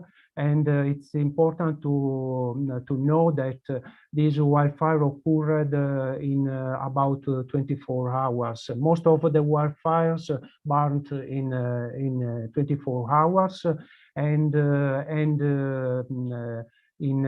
most of the wildfire occurred at night. At night occurred most of the propagation, in particular in the second part of the wildfire. Other important wildfires we have in Sicily, in particular the San Mauro Castelverde wildfire with about 10,000 hectares. The fire was occurred near the park of the delle Madonie, that is a national, that is a regional park of Sicily. And the fire occurred the 4th of August, and the same day occurred even another important wildfire in Calabria. The wildfire occurred inside the territory of the national park of the Aspromonte. And another important wildfire occurred near Enna in Sicily, the 2 of July 2021. It's important to know, it's important to observe, the first thing that we can observe is that most of the wildfires occurred very near, very close to protected areas, regional parks, and even one national parks. We can observe that the Parco delle Madonie in Sicilia, the Parco of Nebrodi, and were threatened, and a regional park, and the Park Forestale of Caloforno, was completely destroyed by the wildfire. And the same observation can be done in the Parco Nazionale dell'Aspromonte. Another important thing to observe is that the synoptic pattern related to wildfire is a particular synoptic pattern that is related with most of the large burned areas in the time series of wildfires in Italy. It's a particular condition of a block, is defined by a meteorology point of view, where we have a very low pressure in Spain, and this is a condition of a block that determine the advection of very hot and dry air for North Africa, with a sort of anticyclonic promontory, and this air reach in general the Sardinia, the occidental part of Mediterranean, and in particular the Sardinia, the South Italy, and in most cases even the Greece. So the first things to observe, the first lessons learned and the proposal that we can do, it's very important to know the wildfires that occurred near protected areas. It's important to know the main causes, but probably it's important to increase the interaction with the surrounding communities in order to plan effective prevention measures. And it's important to have a longer plan of interventions. This is very important, but it's important to identify mandatory targets and mandatory surface to treat each year in order to ensure the protection of the parks. Probably we have even to reconsider the traditional ways to manage fuel, in particular the grazing that in the south of Italy was very important as a method to use the landscape and even to protect from wildfires. And to restore, it's important to restore the typical agroforestry systems that characterize our regions. Another important thing to do is that severe and extreme weather conditions are very important and determine most of the fire seasons. But they are normal in some years. They are already in place, and even if the frequency can change from one year to another, but we can learn from synoptic patterns the way to protect our landscape, even by protection interventions. We have to redesign the landscape, and we have to use methods like early warning, fire monitoring, but in particular prescribed fire in order to control our areas. And because it's very important to know we expect the changes in climate that can make extreme severe our fire seasons.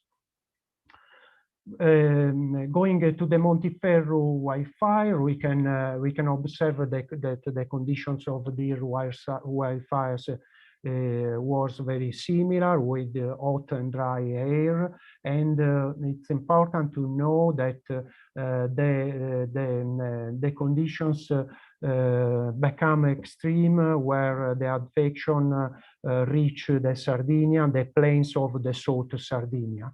And the wildfire was accidentally and started from a car that burnt.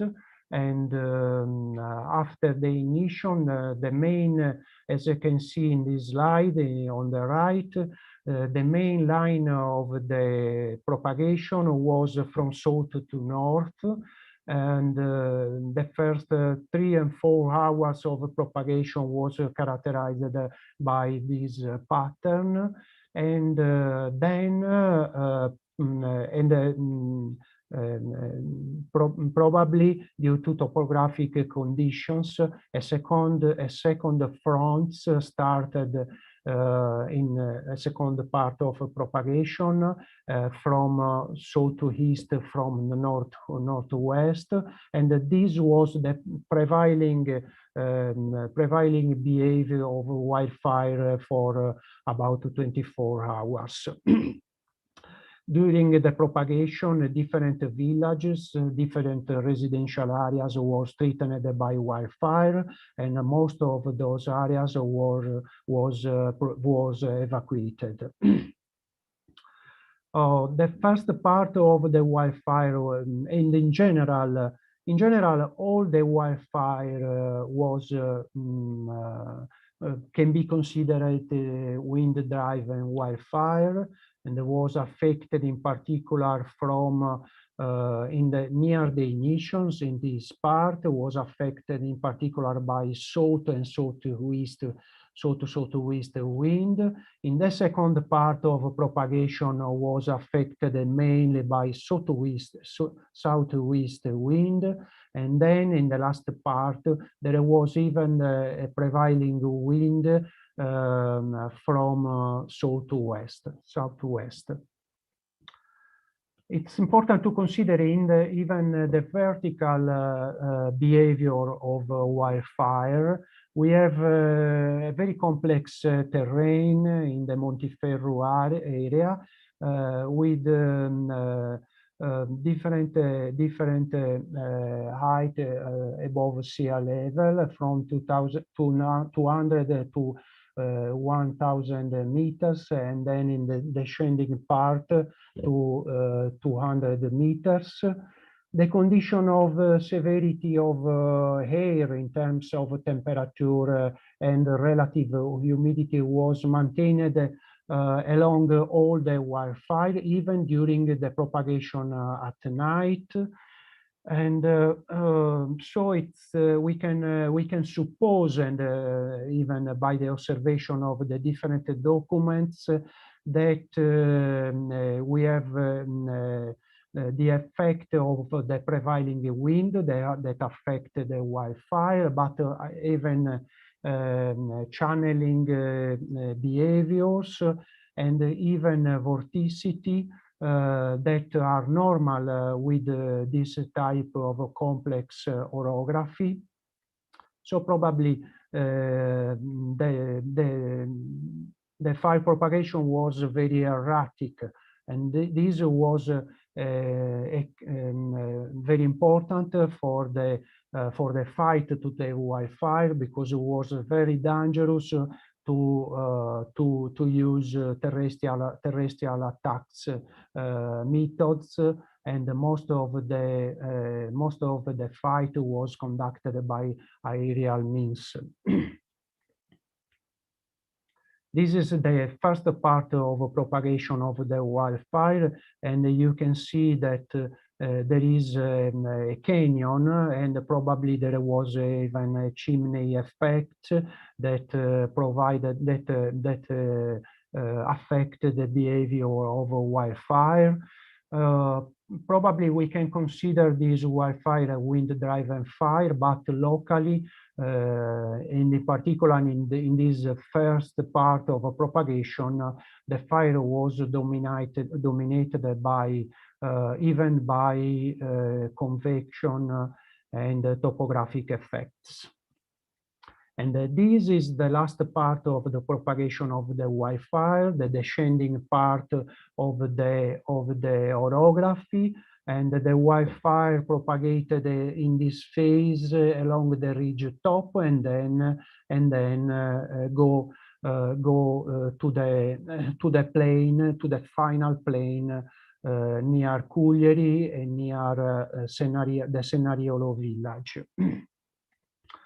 You can see in this image the convection columns in the first part of the propagation, and there was very big, very important, and it was very difficult even for the aerial means to conduct the fight. It's important to observe that other wildfires occurring in the last 20 or 30 years in the same areas, and the topographic area that we see in the last slide can be considered an important point in order to determine the final behavior of wildfire. In considering the different combination and alignment of the different factors that affect the wildfire, we can observe different patterns of propagation from south to southwest, to northwest or northeast. But in general, all the wildfires occurring in this area was very dangerous. So this is very important, but because we have to learn from historical pattern of wildfires, and we can use those informations in order to improve the prevention plans and identify the most suitable areas with where the treatments should be carried out. And it's very important to identify the predominant type of fire, wind-driven, convective, topographic wildfire, in order to again plan the best tactic, the best approach to fight the wildfire.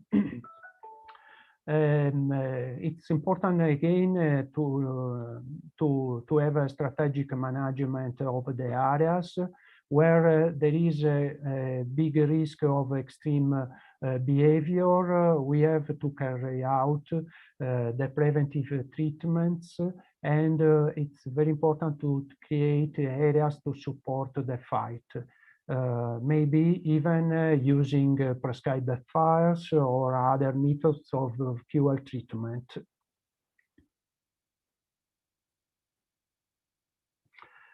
This is a slide when we can see the different inland use from 1977 to 2019, and it's very important to observe that now the vegetation is very different, and we have a strong horizontal continuity between the different types of vegetation, and most of the vegetation is represented by Mediterranean maquis and forested areas, while in the 1977 we have different patches of agricultural uses. This is very important in order to know why now the behavior of wildfire is so extreme.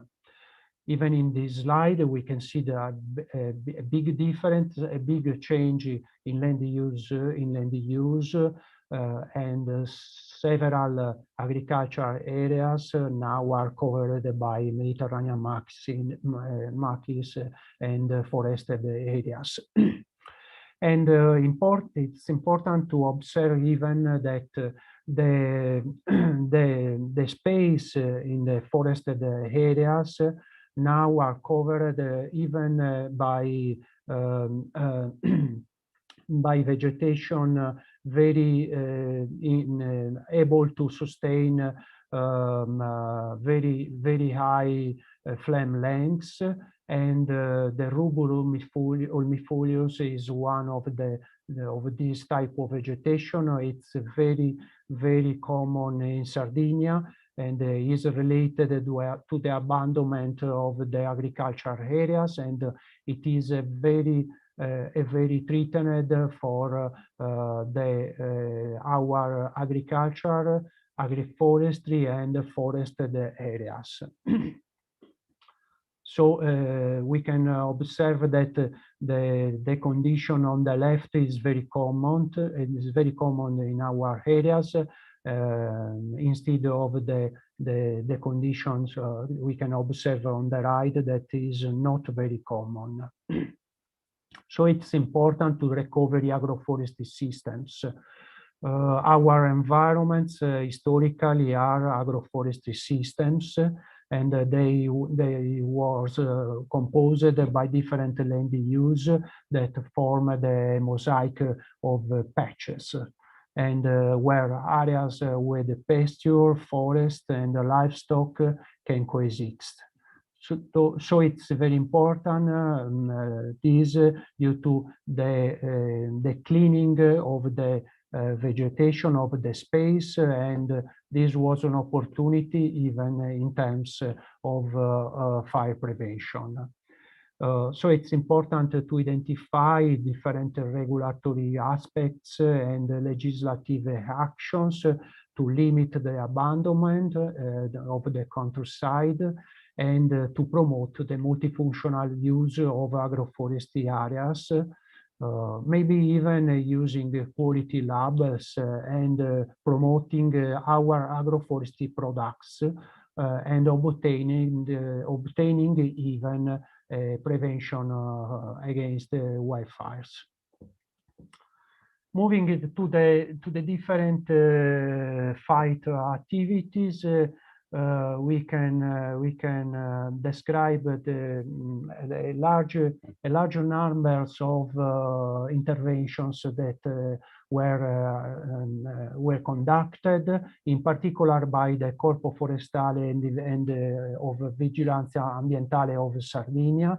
The Corpo Forestale have the coordination of the Provincial Operations Center and the coordination of the field activities. And they coordinate even the aerial means, and they have a plot of regional fleet with different helicopters helicopters that was strong involved in the activities of a fight. And even the Canadair was involved, the Canadair of the national fleet, and even a few Canadair from Greece was used in the interventions.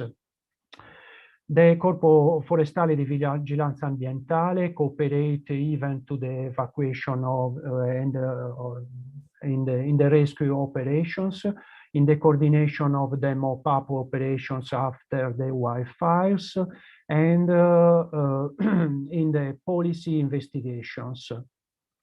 And then they collect the perimeter of the burned areas by GPS systems. We can see that the conditions for the fight to the wildfire were very difficult, even in terms of visibility. In some cases, it was very difficult for the Canadair to see the areas where prioritize the interventions. And we can in the fire behavior, we observed even particular behavior of wildfire, like fire wheels. And another important things to observe is the most of the extreme behavior of wildfires was and the low possibilities of interventions was the not optimal condition of the fire breaks. In some cases, the fire breaks was not managed, what was not clear. This was a problem for the interventions. Bakizio, excuse me, may I ask you to conclude, please, because of time. Okay. In general, we observe very high severity in the first part of the wildfire, and even in the parts with low severity, we have very strong behaviors and very strong damages. For example, for the olive trees, and some areas were evacuation. And it's important that the National Corps of the Vigili del Fuoco collected some information about the structures damages by wildfires with the specific surveyors in the area, and with they summarize the different problems, risks and damages in the area. In particular, most of the agricultural areas was affected, and in some cases this was due not very good conditions of the materials, and was due even in particular for the agricultural areas for the continuity with the vegetation and with the flammable materials. Thank you for the attention. Thank you very much, Bakizio, for this very detailed presentation of the overview of the fires in Italy, and in particular this very important fire in Sardinia, and for all the lessons that you shared with us. I would like to thank all the attendants who are sending us many messages that are questions, sometimes are comments, and many of them are encouragement for us to continue this work. I would like now to invite George Eftikidis and I think also Vasily Varela to speak us about the fires in Attica and in the Evia region in Greece, Evia Island. Bakizio, can you please stop sharing your presentation? Okay. And give the floor to George, please. George is, as I said before,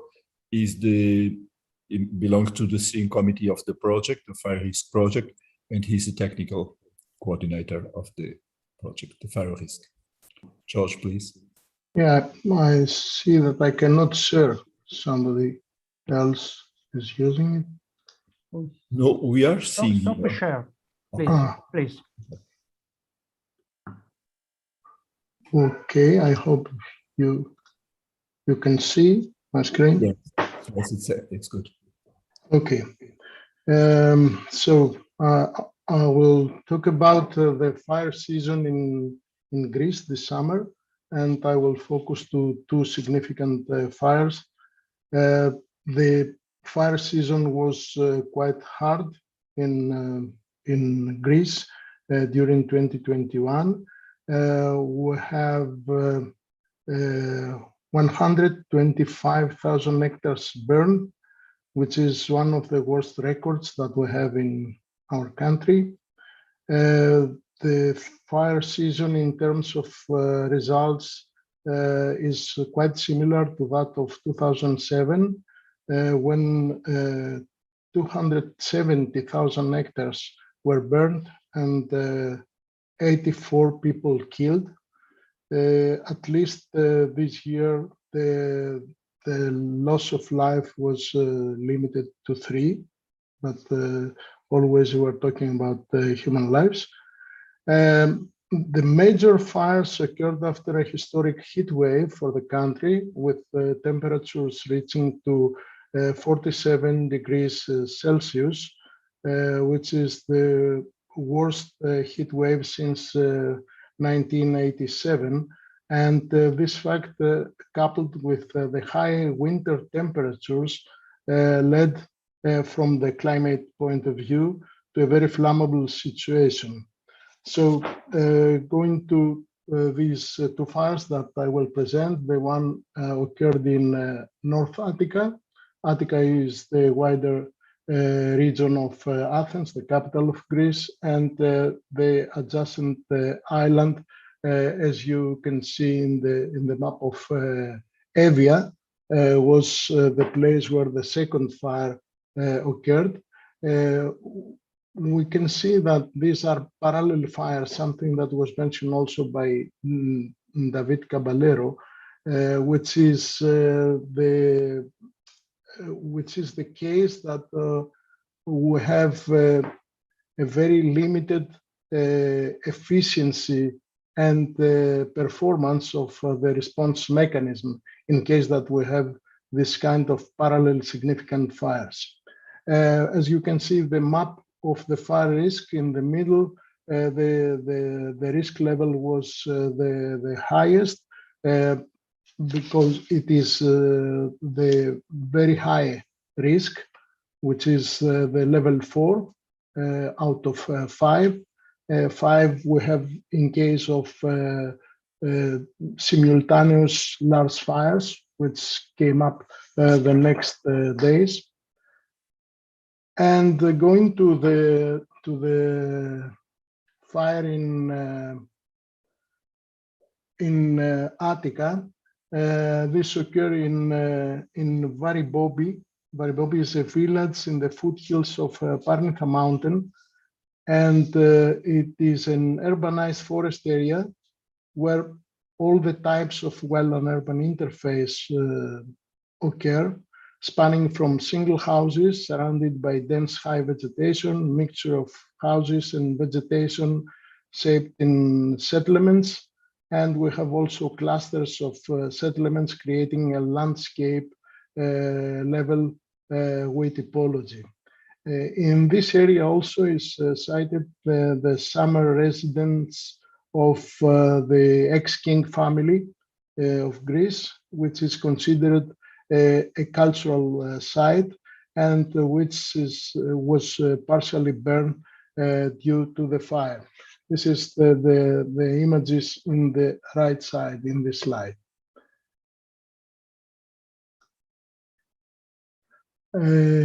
So concerning the background of the fire, as I said, the area is an urbanized wetland area, which was used as secondary residence area, and currently it is used also as primary residence area. The situation was determined by a prolonged drought, no rain in the area since April 2021, an extreme heat wave which affected Greece and Turkey and the southern Balkan Peninsula, and we had very high temperatures in the area, it reached 44.5 degrees Celsius, very low relative humidity. The winds were quite low, with wind gusts only reaching 10 meters per second. But we have fire-induced winds and pyrocumulus clouds created by the fires, which were responsible for the propagation of the fire. The vegetation was flammable due to the heat wave and the no rain period before the fire, but it was also a dense and highly flammable type of vegetation with a very low fuel moisture content, and an extreme fuel load, which was due to the missing fuel management in programs in the area and all over Greece, I would say. And the second, to damages from recent storms, Ianos and Medea, which occurred in February 2021. So the fire started the 3rd of August after the at 1:30, and you can see that from the social media we can have the information from the fire start. You see a message in Twitter on the left, and you see also the footprint of the area, the final propagation mapping of the fire. Also from people and video cameras that are placed nowadays in all over the places. We have the videos from the starting of the fire, which you see that started in the middle, we can say, of nowhere. No human activity was close in the area where the fire started. We had the intervention of aerial means, 2 Canadaires within 20 minutes to 30, but without results. And we had also, after some time, you see the propagation of the fire, how it was extended in the front of the fire from the Varibobi, where the pointer shows to west, and then the next days it was propagated to the north, northwest at the beginning, and northeast the 3rd day, crossing also the national road, which is this black line.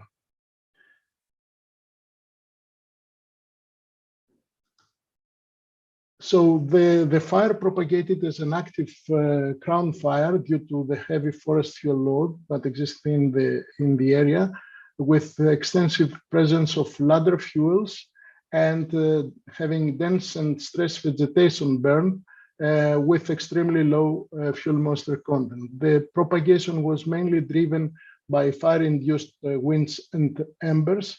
You can see that in the images here and also in the video before that, there was almost no wind, so the convective column was vertical. But we had later, when the fire was established, we had fire-induced winds that helped the fire to propagate quite quickly.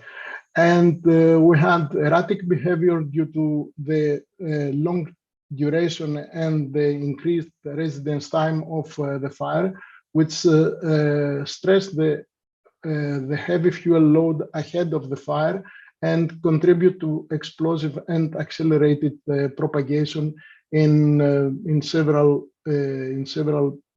places.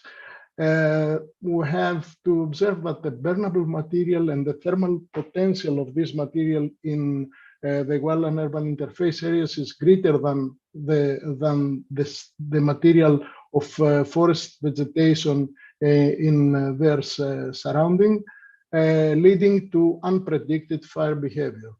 Actually, it was observed also a lowering of 2.5 degrees in the temperature of the area due to the smoke cloud, and we had several cases of rekindles, which were one of the reasons of the extent of the fire. Concerning the impact of the fire, as we said, it was an area burning in a wildland urban interface area, and so the response mechanism had to deal with point fire suppression at the structure level. The quality of construction played a key role in the collapse of building, and the use of flammable material and openings and roof brought the fire in most of the cases. The newer constructions in the area suffered light to moderate damages, while older constructions mostly were completely collapsed. The King Estate and the cultural site buildings burned partially. There was increased demand of police involvement to support evacuation, traffic control, and rescue of older people. And I have to say that there was also police officers that were trapped during this mission to rescue these older people. And it was required a continuous task of evacuating houses in the area. Several aerial means, as you see in this graphic in the right side, were used. However, their performance was poor because there was a lot of problems of coordination and communication between so many aerial means operating in the same area. There were a need for traffic arrangements, like the closure of the national road and the interruption of the railway, extensive use of the 112 emergency service to communicate with local people. Several, almost 63 evacuation orders were issued to evacuate villages in the area, individual houses, refugee camps, also animals, and also transportation of cultural items was required. Aid from foreign countries in this specific area came from Israel and Cyprus, but a lot of foreign firefighting modules operated during the fires this summer in Greece. Volunteers and homeowners risked to save lives and properties, and several people visited and stayed in the hospital with respiratory problems. Point fire suppression, Okay, so critical infrastructure problems existing due to the fire, like electricity blackouts and brownouts and closed roads and railways. The building's vulnerability varied according to the type of the structure, mainly due to the material used, the design, the use and the location of the structure and its exposure to fire. We had three fatalities in this fire: a technician volunteer hit by a falling electricity pole in Hippokratios Politia, a firefighter volunteer burned when caught by fire with 2 colleagues and entrepreneur who experienced heart attack in his office when the fire reached his factory fence in Crioneri area. And we move now in the second area, which is the fire in Evia Island. This is the biggest single fire in Greece ever. It lasted almost 2 weeks. It started in parallel with the previous fire in Varibopi, and it was completely extinguished after 2 weeks. The burned area is 51,000 hectares. It ravaged 2 municipalities, Istia, Dipsos, and Mandoudi, Limni, and Agiana. These are 3 different municipalities that are clustered in one. And it started at 1530, and it was completely extinguished the 17th of August. The situation was related to the heat wave that we mentioned also in the first case, but we had also here not a wildland urban interface area, but rather a forest and forested area, and rural urban interface areas with several villages. The ignition and the initial phase can be seen again in a photo taken by a camera near where the fire started in a mountain village. In the afternoon, the fire was spread with a low wind, but there was no initial attack, which allowed the fire to reach dense pine forest and then to continue spreading as an active crown fire.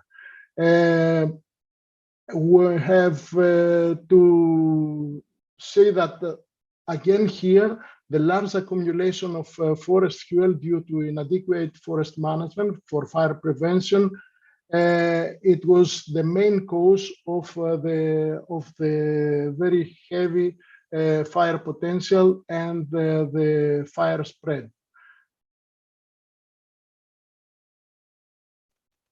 The problem of it was that in most of the villages, the narrow and also the villages and the towns that the fire scorched, it was the case of having narrow roads. These did not have the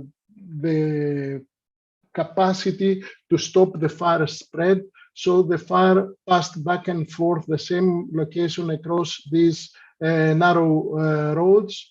The road network in the Evia Island is very bad, and this was one of the issues that did not help to fight the fire and also to control and stop the fire. Huge smoke emissions lasted for several days. Low visibility affected the air operation, and several people had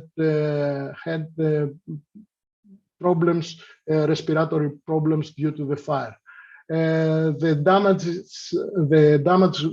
damages were limited around the settlements, but also where economic activity exists compared to the intensity of the fire in the surroundings. And this was due to the fact that the people, although they have been asked to leave and to evacuate the area, they stayed there to protect their property because they knew, and it was the case in some examples, that if they left, their property and their houses will be burned because no protection will be given in a house without the presence of the homeowner. So they stayed there and they defend their houses, and in most cases this was successful. Of course, it was risky, but this was the situation. According to testimonies from the residents, but also the information from the media, the spread of the fire mainly concerned settlements and places that were the fire threatened these settlements and places after the second day of the fire. That means during the first day there was time to address the fire, but this was not the case at the end. Many houses, as we said, saved by their owners. Mainly uninhabited or evacuated houses in the boundaries of the settlements suffered the most significant fires. Since this is a touristic area, there were a lot of camps and touristic villages that have been completely destroyed by the fire. So there is a huge economic disaster for the island of Evia due to this fire. More than 2,000 people evacuated using ferry boats, private boats, and Coast Guard vessels. There are claims and complaints from the locals for the presence of fire brigades, especially in the first days. We have to say that the aerial means available were very limited during the first day, which allowed the fire to spread. And this was mainly due to the prioritization of the Varibopi fire being a well-known urban interface area. And this delay in the intervention of the aerial means allowed the fire to spread. And the intervention of the aerial means was significant only after the 6th day of the fire, after the fire in Varibopi was extinguished. Loss of income for the locals, you see the empty beaches due to the fire in the area. A lot of messages from 112 emergency service to evacuate the villages, which was not respected in most of the cases by the locals. Okay, I will. Here I want only to say that the locals were self-organized, using their own equipments, assisted by the municipality personnel when and where it was possible. And they cooperate, the locals, with the volunteers in order to protect their properties and their lives.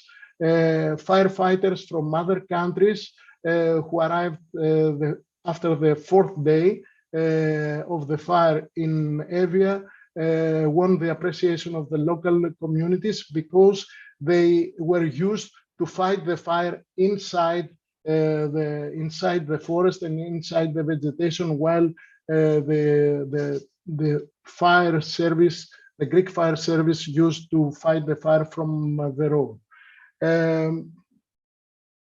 Oops. Sorry. And okay, so the final conclusions are that loss of life became the first objective of wildfire management in Greece during this fire season. From what I have seen, this is the case also in the international, let's say, stage. Fire management and fuel reduction programs need to be integrated with forest management. Not managed forests support large and extreme wildfires. Large fires and fires in the well-known urban interface are addressed by the Fire Risk Research Agenda.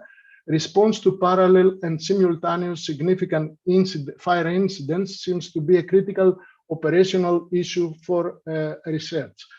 Climate change and prolonged droughts may lead in the future to very large fires and multiple incidents at the same time in the same region. The fire duration can be responsible for the erratic behavior, even burning without wind. And we have a need for fire-induced wind modeling. Residents and local population are the first and also the last responders in wildland-urban interface and rural urban interface fires, so they need to be informed and trained. And large area evacuation is a crucial issue for WUI and RUI areas, so they need to be further investigated in terms of modeling, risk communication, and training. And also another topic that should be investigated further is the potential for rekindles. Okay, that was, I have done it. These are some viral photos that also in Greece, but also in the international press, presenting the situation, the desperation of the old people evacuating their houses without knowing where to go and what they will find after, and also the work and the firefighting by volunteers won the impression from the firefighting by firemen, at least this summer in Greece and in particular in Evi Island. Thank you for your attention. Maybe I took some more time, but there was a lot to say.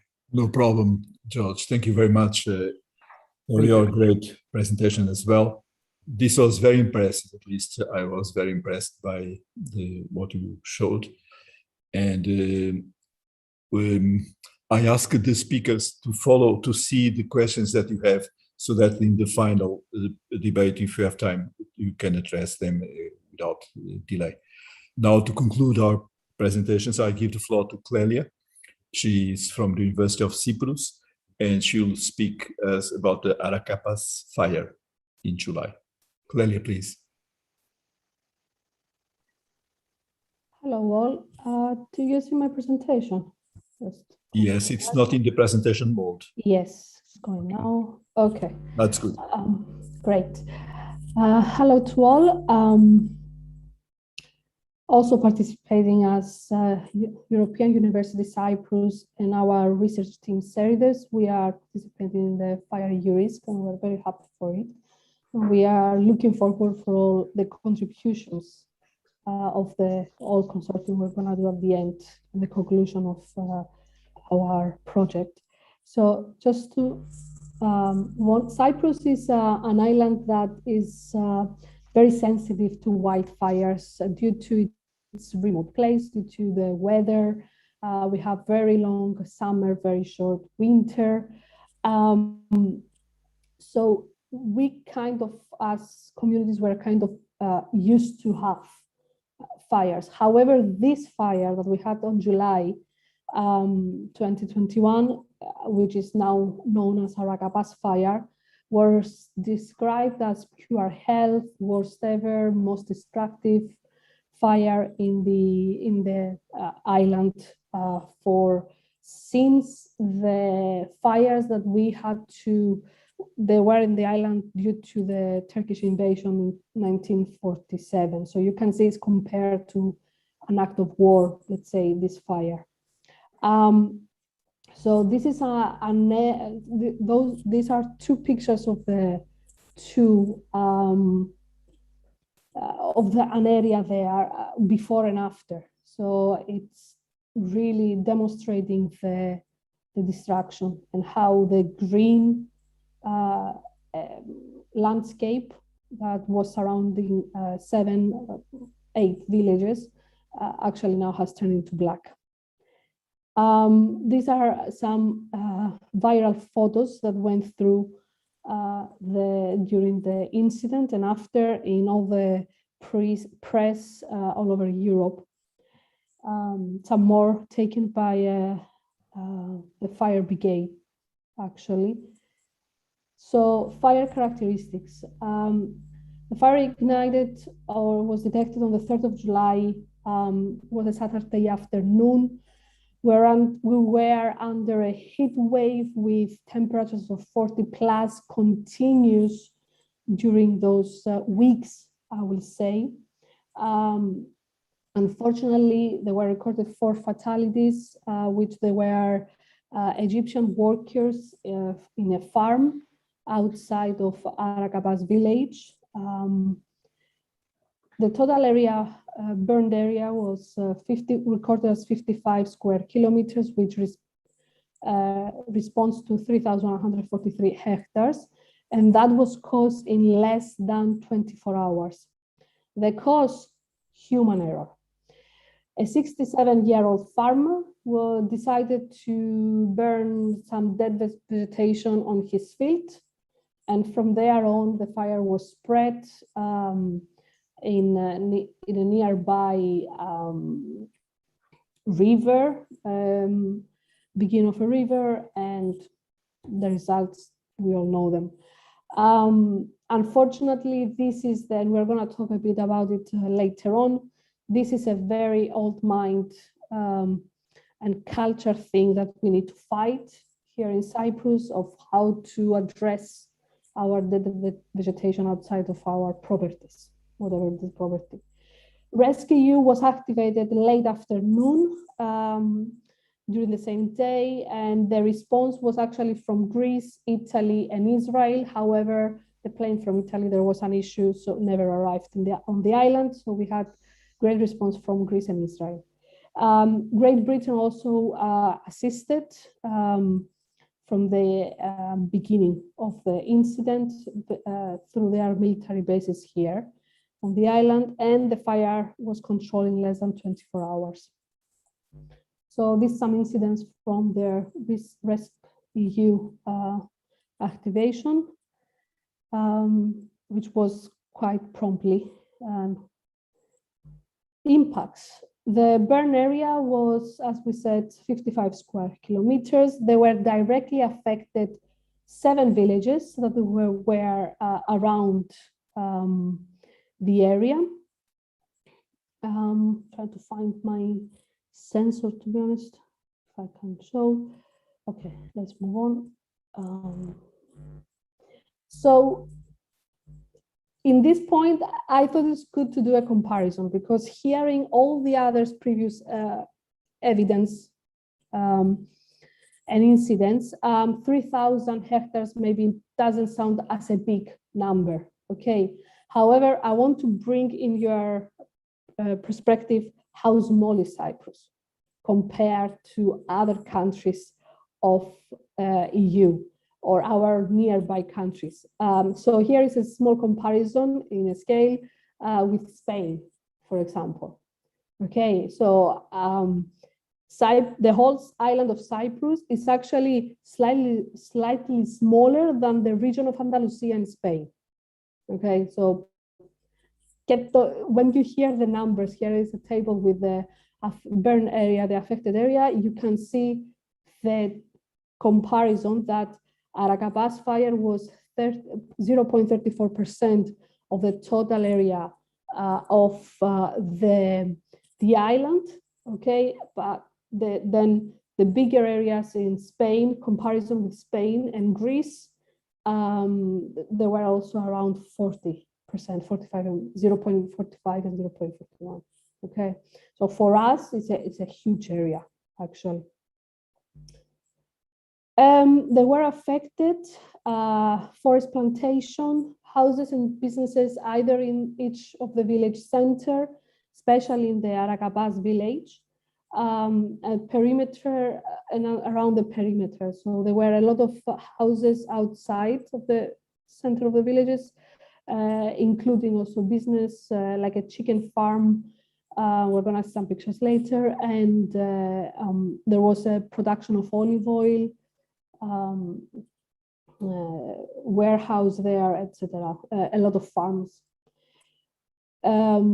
So as we can see, there were damages in roads and water and electricity networks.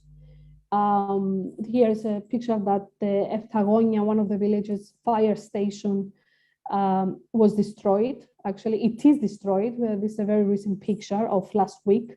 So they need to, serious work needs to be done to replace everything. A fact is that the station was actually empty because the firefighters went for responding another fire at the same time. This just a bit before, ignited a bit before the Aragabas fire. Their cars were left outside of the station. They were completely destroyed. Sorry. So there were further impacts. There were a lot of kind of agricultural fields affected, mainly with olive trees and orange trees. Oranges here in Cyprus of the Aragabas area, they're quite famous. So all those are gone for this winter, and I think for the next ones, unfortunately. They were reported that a lot of domestic animals as injured, and we don't have any official record about wild animals and birds either injured or died during the fire. There is a chicken farm nearby in another village, not in Aragabas.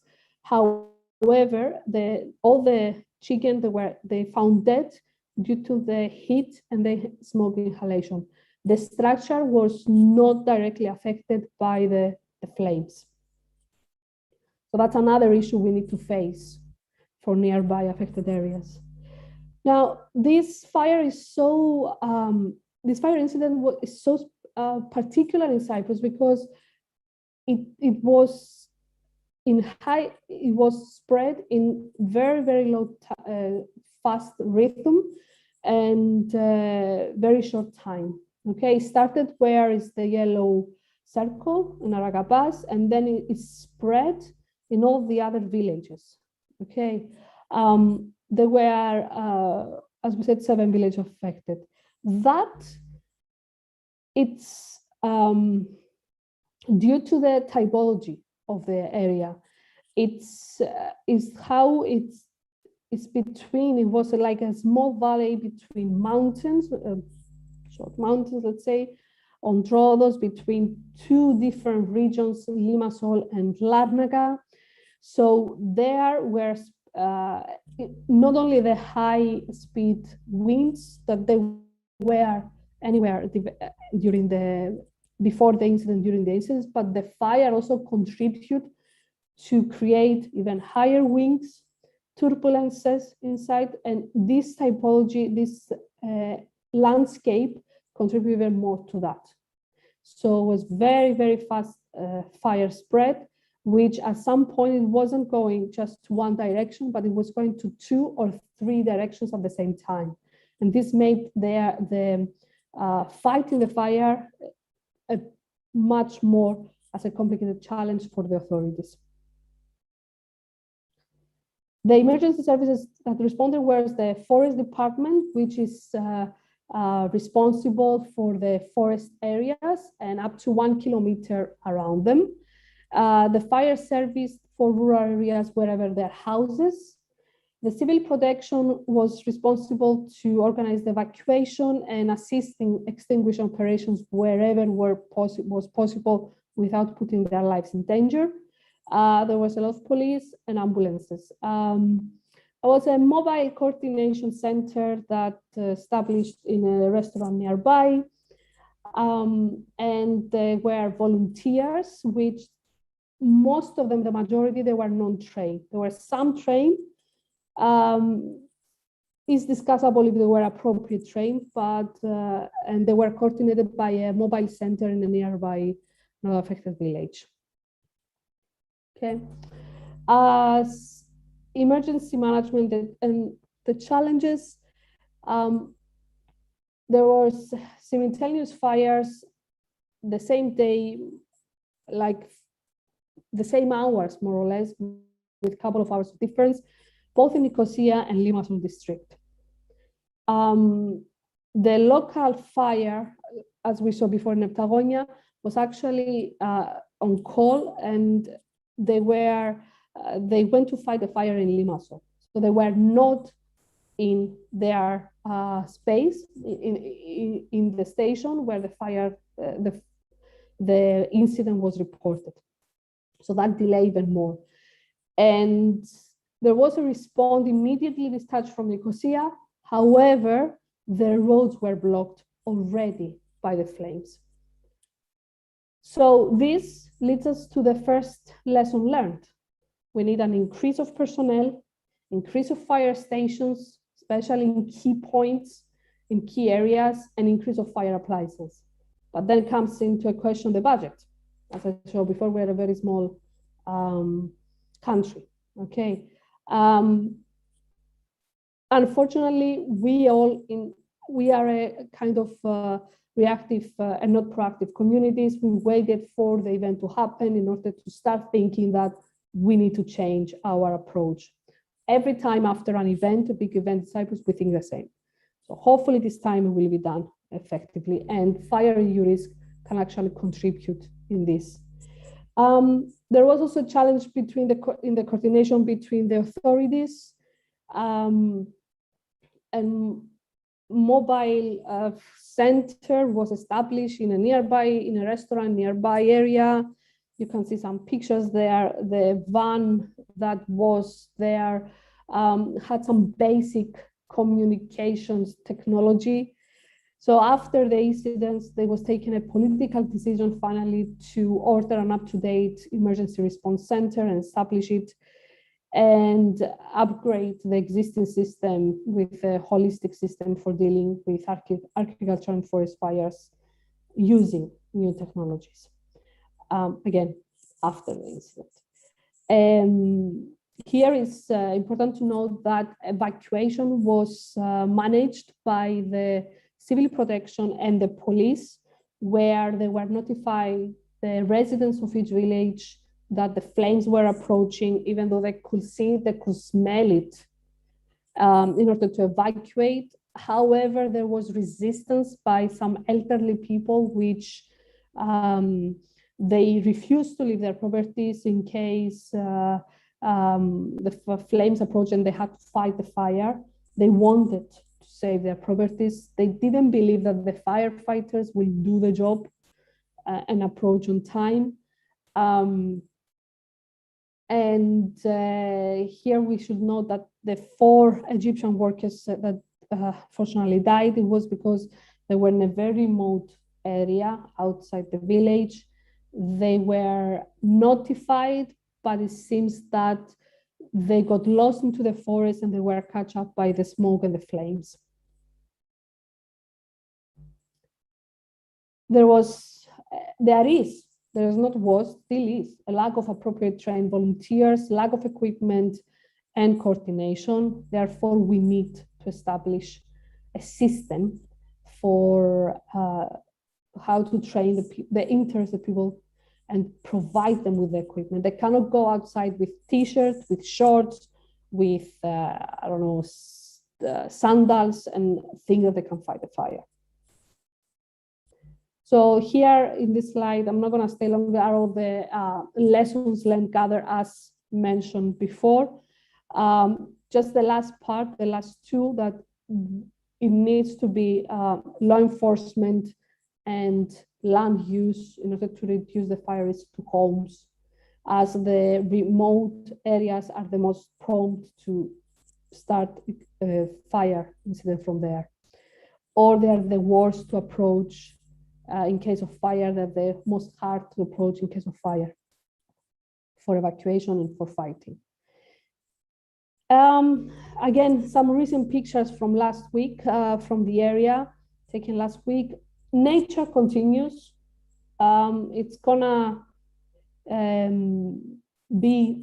it's gonna take back the area. It's gonna develop. The green is coming back, especially with the first rain. The residents are rebuilding their houses, and this is important. loss of lives doesn't come back, but the properties, they do come back. Nature will fight back. However, we need to address the issues about the recent rainfalls, and what is coming up is December, so we are waiting, hoping also for some rainfall. So how that will affect the burned area. And there were some actions from volunteers to go and paint certain areas of the villages in order to fight that black color that is all over the landscape, and give it a bit more color until green is back for good in the area. And that's from me. Thank you so much. We can check the questions. Thank you very much, Clelia, for again this other very impressive presentation. And you put the relative scale, the relative dimension of the problems. And you have seen that in all these different countries, although the realities are, of course, different, but there are very common problems, and we have lots of things to learn and issues to address, as you and our colleagues also put it. Well, we are coming to the close of this session, but I would like to ask each one of the speakers of this second part if you want to make any comment, especially addressing some of the questions or comments that were made directly to you. I noticed that Bakizio had raised his hand. I don't know if you want to address some questions also that were made directly to you, Bakizio.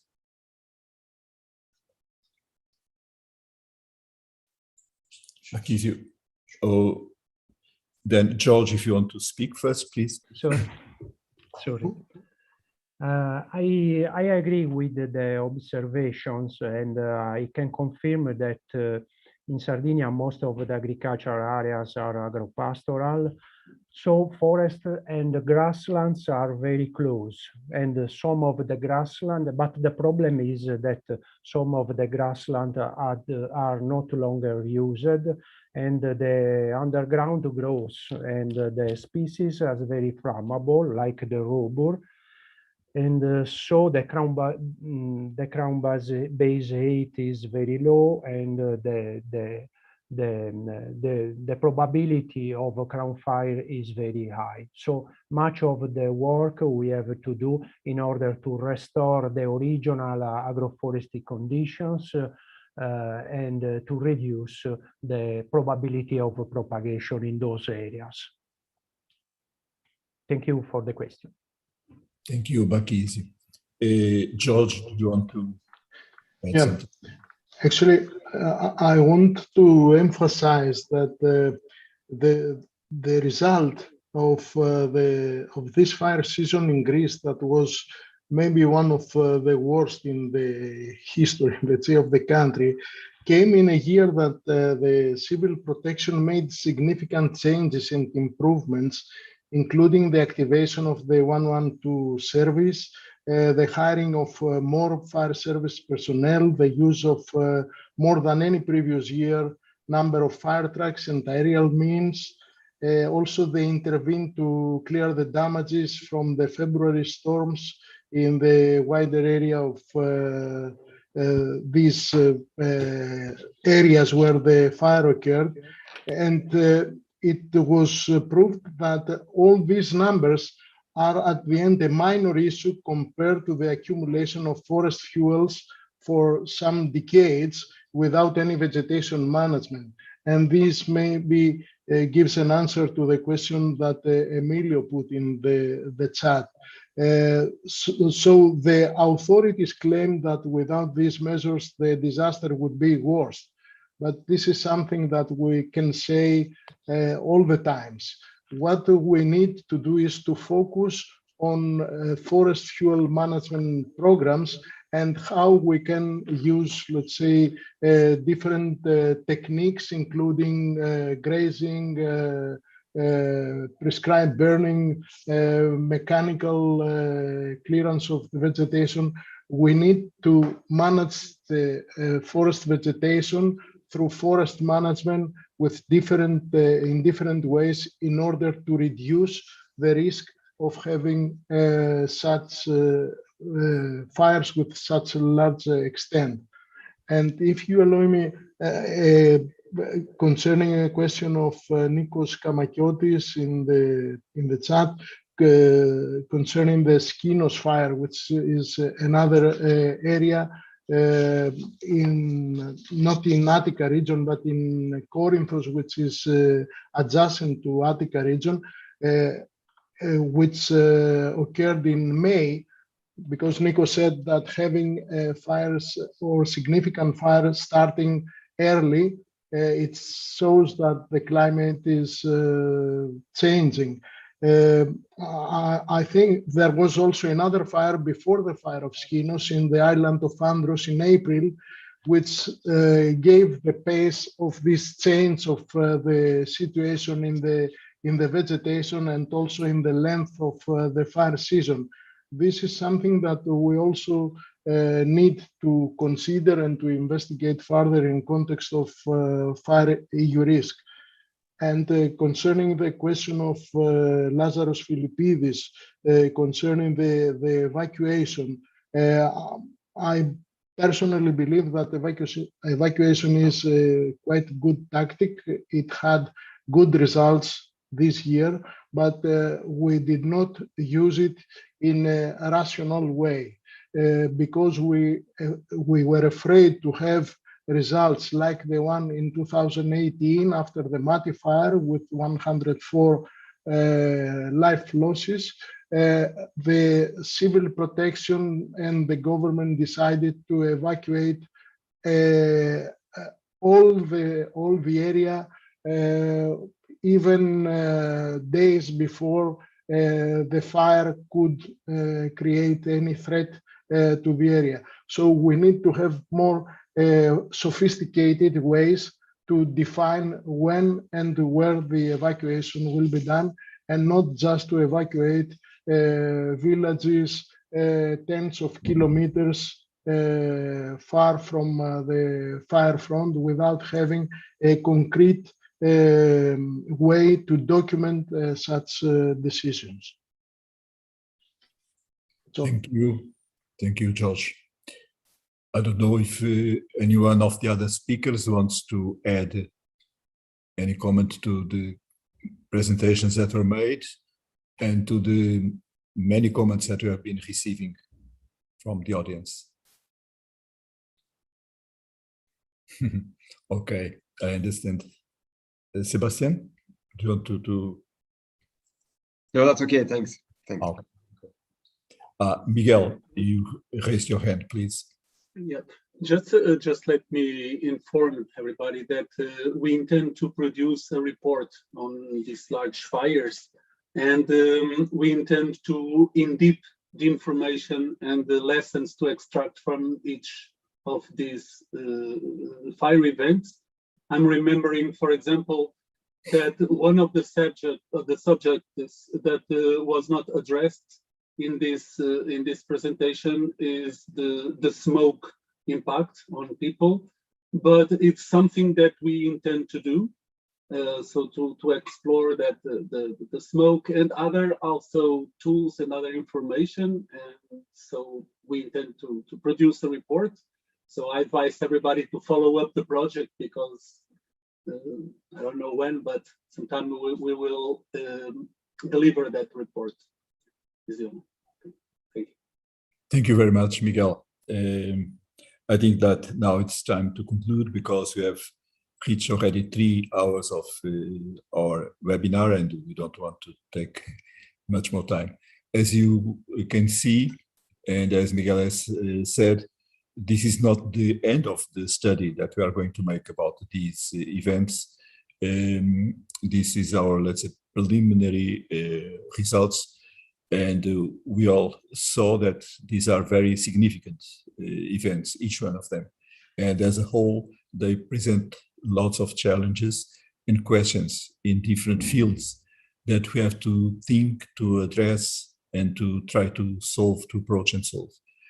Not only in the physical aspects, but also social, ecological, to see the issues of climate, to see the socioeconomic impacts that these fires have.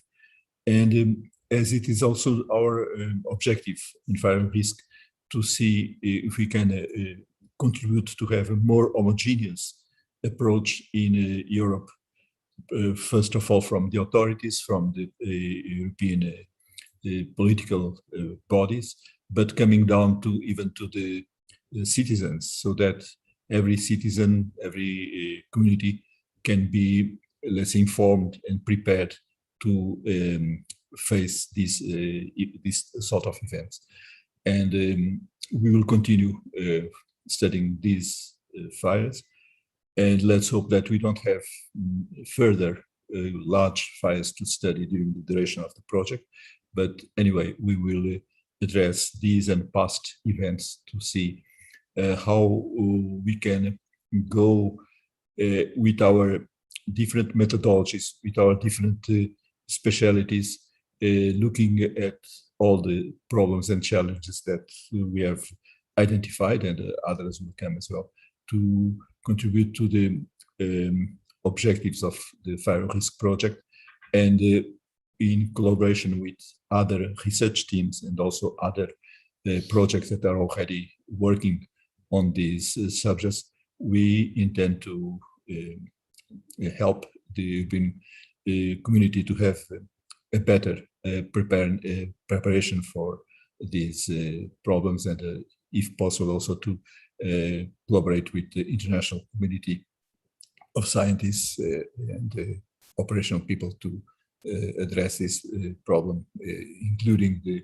training that was also mentioned during these presentations. And once again, I thank all my colleagues who prepared these presentations. This was in a relatively short period of time, but they did an excellent job. And I as was mentioned, this webinar will be available in YouTube, so you can revise it when you wish, and also check the presentations. And I would like also to thank all those of you who attended, and especially those who participated with questions and comments. I've gone through some of them, and they are very encouraging for us, and they will also support us in the reflection that we have to make on some particular aspects, and we will continue to deal with them. Okay, as this is the last event that we are going to have this year, I take this opportunity to greet you all and to wish you a Merry and Happy Christmas. And thank you once again. Goodbye. Merry Christmas. All right, Merry Christmas. Thanks.